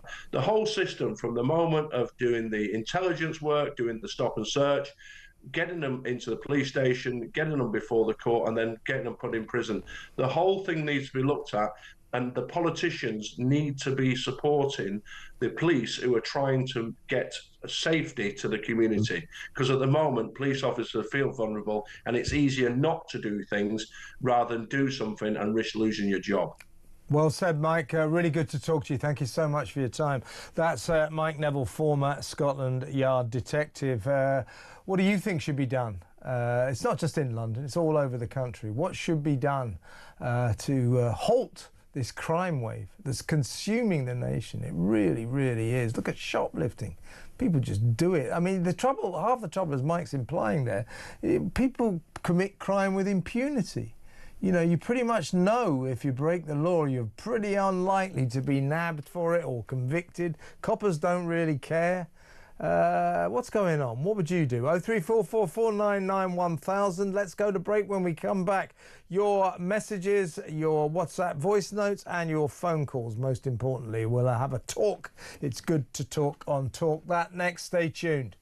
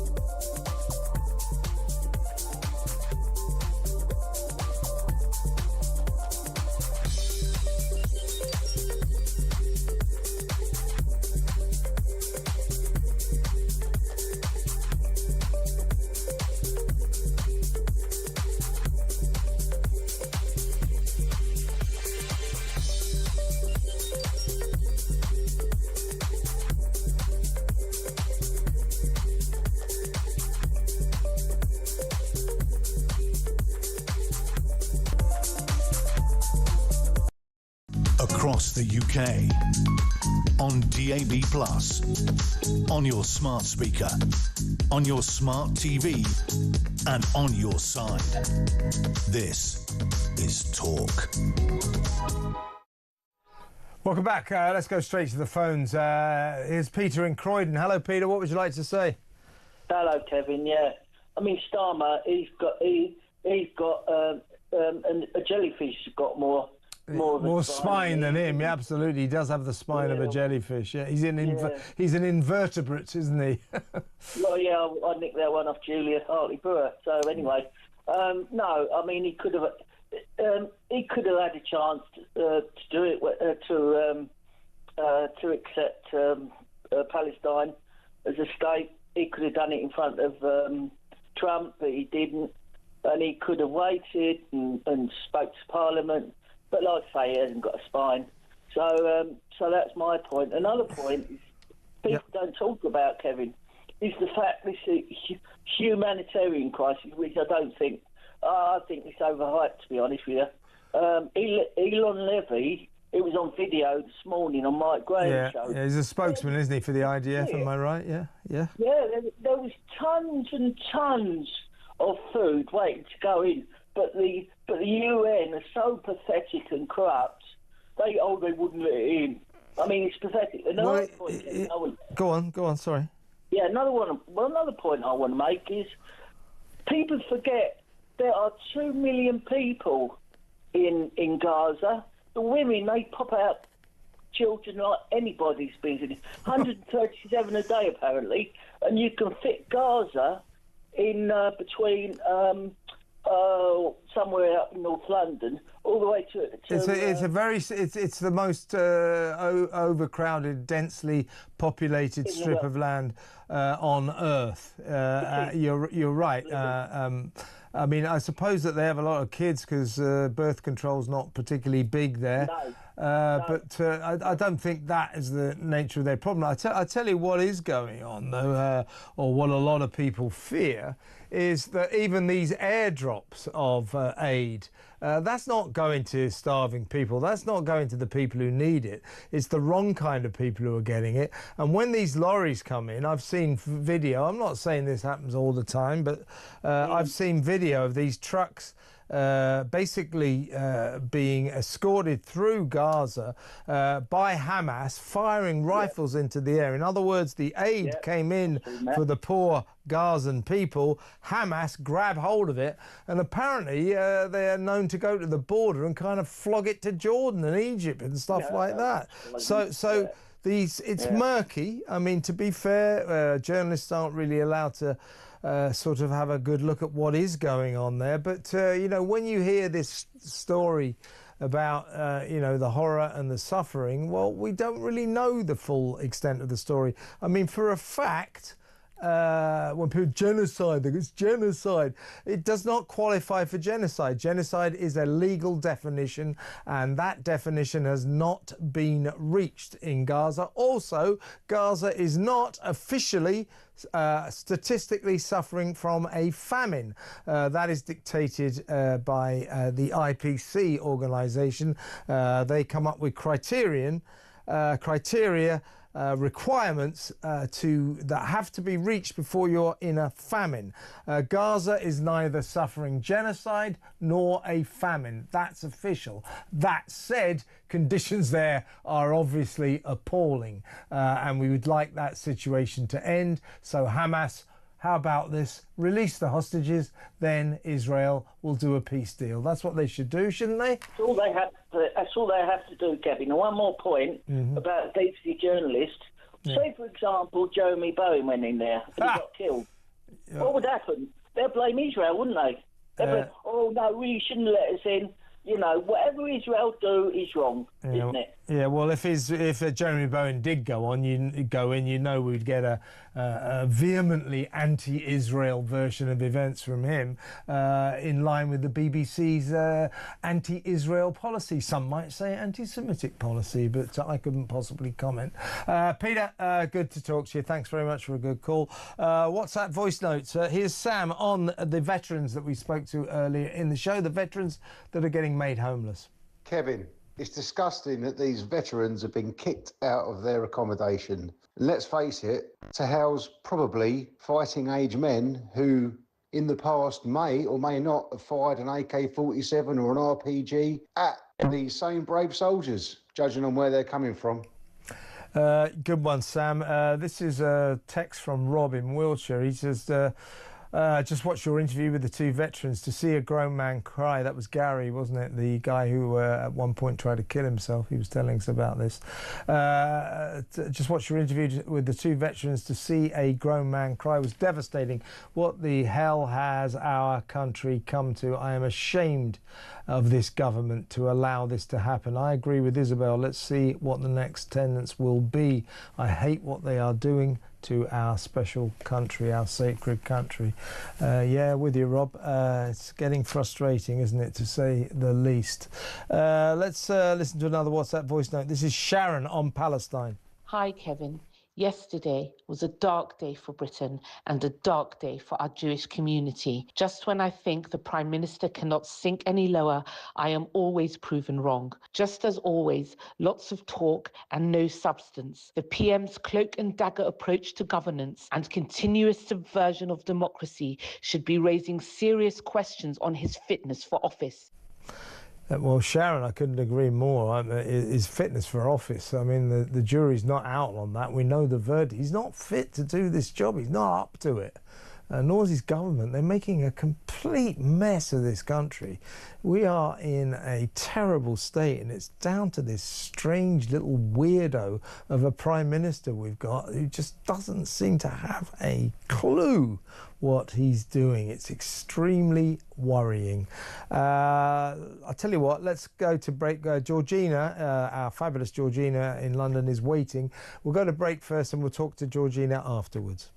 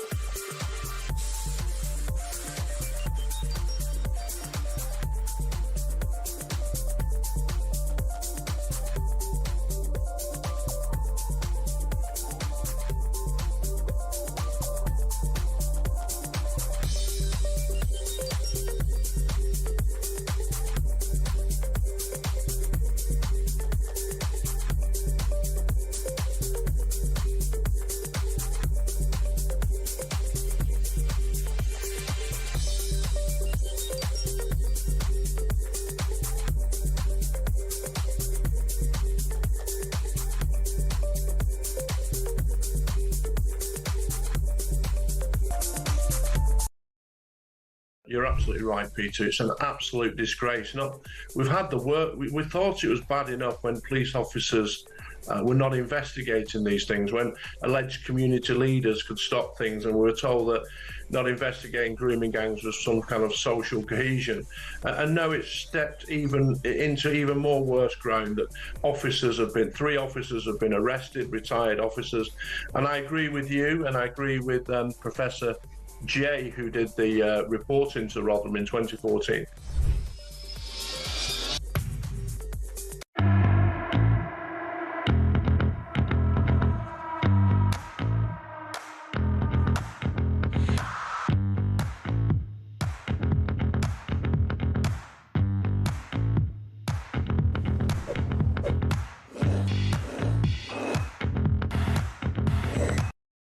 Across the UK, on DAB+, on your smart speaker, on your smart TV, and on your side.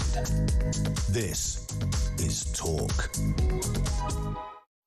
I'm going to read out a quick message, text from Vince. He is a veteran. He said he was sofa surfing for over 4 years, had a heart attack, got a heart disease that is incurable, and then spent 2 years homeless. What he says here, it's a very long message, Vince. I'm sorry I can't read it all, but you have my great sympathy. Perhaps we'll have a talk at some point.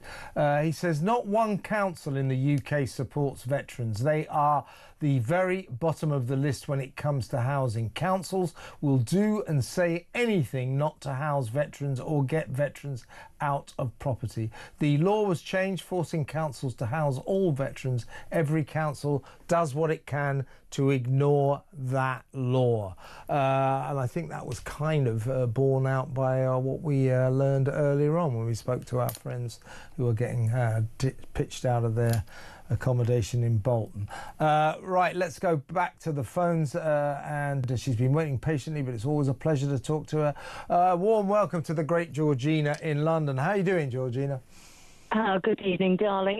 Well, I've not been doing so well the last couple of days with everything that's been going on. I'm absolutely disgusted with Keir Starmer and his motley crew. If government had any concern about the societal collapse of this country, Kevin, they would be in Westminster doing what we pay them to do.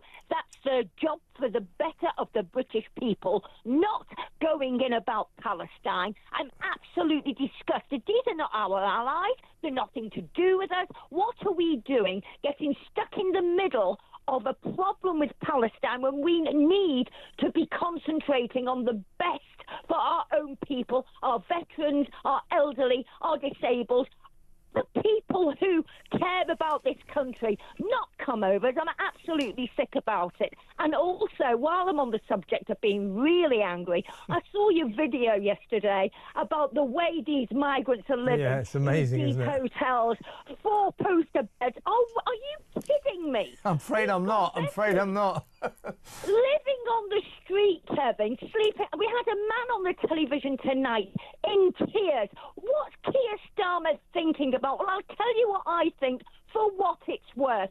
I think he can see the discontent of the British people. I think he can see how frustrated the people are who can't afford to live with the prices of shopping going up, petrol, everyday living, bills thrown at us left, right and centre. And I'm telling you now, there is a feeling, a volcanic feeling in this country at the moment, and I think he knows that.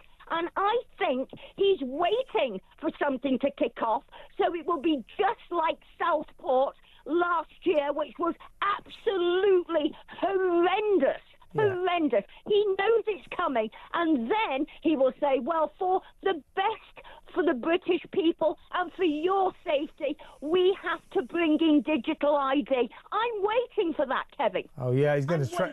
He's going to try that, and also, the spark that may ignite wide-scale disruption, wide-scale civil disobedience. You are right. We hope. Look, I hope, Georgina, that there will be a great many peaceful protests about the terrible way this country is being run, particularly the migrant crisis and the asylum seeker hotel crisis.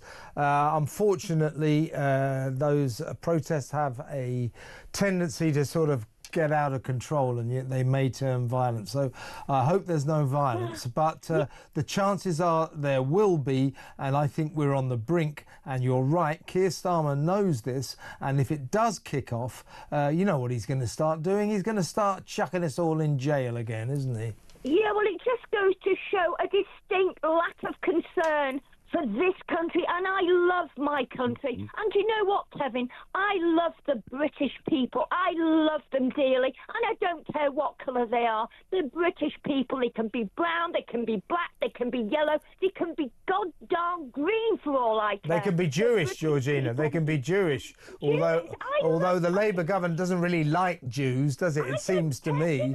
Kevin, I don't care what the Labour government like. I don't care. I know what I like, and I know what the common people of Britain like. We want to just get on with our lives. We don't want the BS anymore, Kevin. We're sick of it. We just want to be able to get on with our lives, happily be able to pay our bills, feed our children, fill up our cars, and the government are just pushing us to the very edge now. They're waiting for it, and they're hoping it will happen. But I hope it doesn't. Honestly, I'm terrified, Kevin, because I can feel the volcanic feeling within this country. The people have had enough. I think you're so right. It's palpable, almost, the unrest in the air, and you can't help suspecting that fairly soon this tinderbox situation might explode. And Georgina, as always, you have articulated the fears, the feelings, the fury of this nation brilliantly, and it's always a pleasure to talk to you. Thank you so much for your excellent call. Let's talk again tomorrow. Georgina in London, the inimitable Georgina. Let's listen to another WhatsApp voice note. Hayley on Starmer. Typical Starmer. He's only interested in his self, and he thinks he's going to make himself a super statesman and totally has lost the plot. Completely wrong. No way should he be anywhere near anything, let alone trying to run a country. It's just completely depressing. It's so Hayley's exactly right. I mean, as I said, I'm getting frightened now. Frightened about the incompetence of this guy. The way he doesn't, the priorities are all over the place.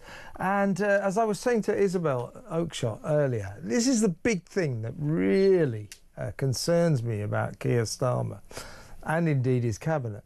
If it's an issue that he finds uncomfortable, that he doesn't really want to get involved in. So, for example, the protests over the asylum seeker hotels that are now unfolding all over the country with monotonous regularity, more and more and more of them. So he won't talk about it. He acts like it's not going on. He won't talk about the fact that 900 migrants crossed the channel today. That won't, you know, he may, if confronted, smash the gangs. So, yes, done a deal with France. By the way, what's happening with that? Thought we did a deal with France. I mean, to swap a foreigner, you know, we'll give you a migrant if you give us a migrant. I never understood the point of it, but doesn't seem to be going, does it? Doesn't seem to be happening. Nor are any gangs being smashed, of course. Smash the gangs. Great, really, really effective policy after more than a year of your horrendous government, Starmer. 900 came across today. Smash the gangs. You haven't smashed anything. You can smash an avocado. Let's take another WhatsApp voice note, shall we? Simon on the state of the UK. This could be long. All right, Kevin. I don't know where to start. Our country is absolutely at the pits now. We're kind of a bit of a knife edge. I've advised my kids to save up and leave the country. I'm not gonna, but I've advised them because I've got grandkids as well, and I've advised them to go. I don't really know what to say. This place is absolutely dire. Yeah, I couldn't agree with you more. It's really getting frightening. I've been admonished here by Natasha, quite rightly, I think. She said, "Hi, Kev, I have to pull you up if you don't mind. People carrying a St. George's flag has nothing to do with right wing. It's patriotic."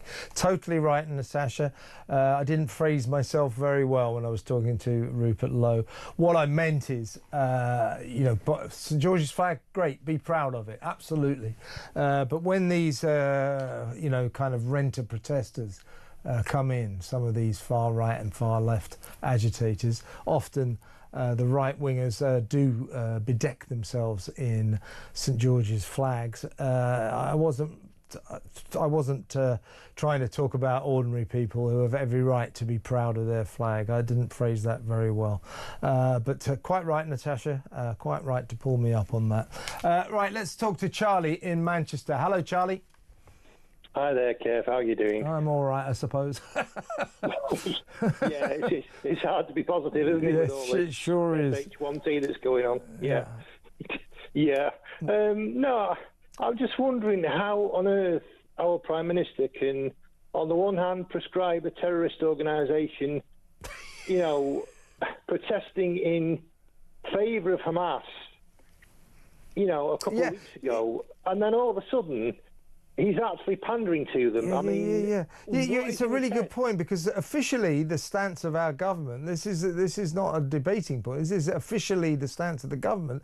Hamas is a prescribed terrorist organisation, and yet yesterday he basically issued a statement that was exactly what Hamas wanted. He was sucking up to Hamas. You're right. What's going on there? Well, I can't get my head around it, because all through the troubles in Northern Ireland, I mean, every government of every colour said, well, we're not going to submit to terrorists. We're not going to pander to terrorists. We're going to stand firm. Well, we just did pander to terrorists. What this vowing to recognise Palestine, don't forget we haven't done it yet. It's supposed to happen in September, unless Israel takes any notice at all of what Keir Starmer said yesterday, which it won't. But what that statement was yesterday, that was pandering. That was just manna from heaven for Hamas. It was pandering to Hamas. It was rewarding October the 7th. It was rewarding rape, murder and torture by that thuggish outfit Hamas. That's what it was. It rewarded October the 7th.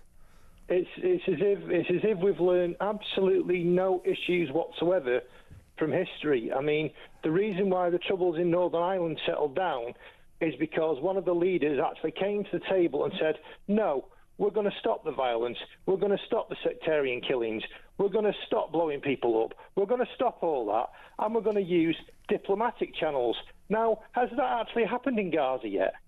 Have Hamas actually stopped doing what they were doing? No, they haven't. Which we don't know. Yeah. And us recognising Palestine, or saying we're going to, that won't feed a single starving child. That won't do anything to bring about a ceasefire. It won't achieve anything except it's a bit of virtue signalling on the part of our government. And of course, mainly, it's to suck up to the Muslim community, because Labour needs the Muslim vote. It's disgusting, domestic, dirty politics. That's what it's all about.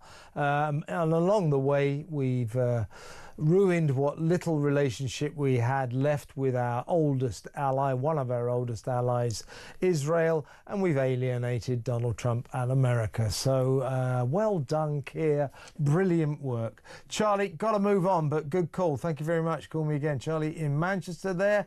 A couple of texts here. Philip Jones, Phil, in South Wales says, Rupert Lowe, absolutely amazing. If ever there's a new Prime Minister, that's him. Heather Sewell. Heather makes a good point that I'm always making. This is true. Listen to this, folks. All this censoring and controlling with secrecy, keeping us in the dark. will lead to serious uprising in our country. Heather, that's what I keep saying. The way to deal with this rising unrest, the public being worried about asylum seeker hotels, worried about asylum seeker crime, particularly sex crimes, the way to deal with this is not to throw a veil of secrecy over it. By doing that, you are creating a pressure cooker that will explode. It's very worrying. Good point, Heather. Let's have a last WhatsApp voice note. This is Steve on the migrant hotels. Evening, Kev. I've actually stayed at the Cop Farm. Honestly, mate, it's opulent. That's the only way I can state it. It is amazing in there. The room we stayed in had an open fire, big massive screen on the telly and that. And the crazy thing was, we was going on holiday, but the food was so expensive to eat in there. We had to walk up the road and find a local pub to go and have something to eat and to drink because we couldn't afford to eat there, rather. And these people were getting it for free. Oh my God, it beggars belief, mate, doesn't it, really? Well, Steve, if you fancy going back to the Copthorne Hotel for a cheaper rate, get yourself over to Calais, climb on a small boat, come across to Dover, and they'll no doubt ferry you to the Copthorne, where everything is totally free. Unless you happen to be a British taxpayer, when it's not free because we're paying for it. Unbelievable. Good one, though, Steve. Thank you for that. Let's talk to Karina in South Wales. Hi, Karina. Hi, Kevin. I've listened to you for a very long time since the Matthew Wright days. Oh, right. That does go back. I live in a small village outside of Philly. Yes. And yesterday, there's a granddaughter of somebody I know, went to work, parked her car in the train station, went to work in Cardiff, come back, somebody had smashed the window and taken the bonnet off her car. The bonnet? Yeah, just the bonnet. What kind of car? What kind of car was it? It's a Renault something. I mean, all I can imagine, Karina, is that the thief has got a Renault, and needs a new bonnet or something. And in the same day, we've got a local butcher's, a local fruit and veg shop in the village where we live. Yeah. He went delivering early in the morning to take people compost and stuff, or sacks of potato. Yeah. He parked it outside, knocked on the door, nobody answered. He'd already got the stuff out of his van, which is a heavy load anyway, and he does it all by himself. Yeah. He went round the back to knock on the back door, told another white van coming round. When he walked back out, his van had gone. So do you live in a sort of smallish, you said outside of Caerphilly, yeah? We live in Abercheddar. So you live in a nice rural area so that's proving that this crime wave, it's not limited to the big cities. It's all over the place, isn't it? Lawlessness is out of control. It's disgusting. It really is. We had 3 pubs in between the 2 villages, which are about 10 minutes walking distance between the 2 villages. Yeah. All of them are shut. Yeah. I mean, that's the story as well, isn't it? Pubs closing left, right. And when you lose pubs in communities like yours, you lose a sense of community. The fewer pubs, the fewer shops, grocery stores, corner shops there are in a community, the less of a sense of community there will be. That might have a lot to do with this disintegration that we're experiencing. Most people around here are just because don't want to be labelled as far right. Far right, whatever. Yeah, no, I know. You see the difference when there's people being moved into places. Yeah, I mean, that's happening all over the country. Listen, Karina, I've got to move on because the hotel, what did I say that for? I was just reading the word hotel. The show is nearly over. Thank you for watching me going back some years. That's Karina in South Wales. Let's quickly talk to my friend Herbie in Harrow. Hi, Herbie. How's it all going? Good evening, Kid. Very well, Kevin. Listen, can we please tell Keir Starmer, Lammy and the rest of the Cabinet there's a very, very important meeting they must attend.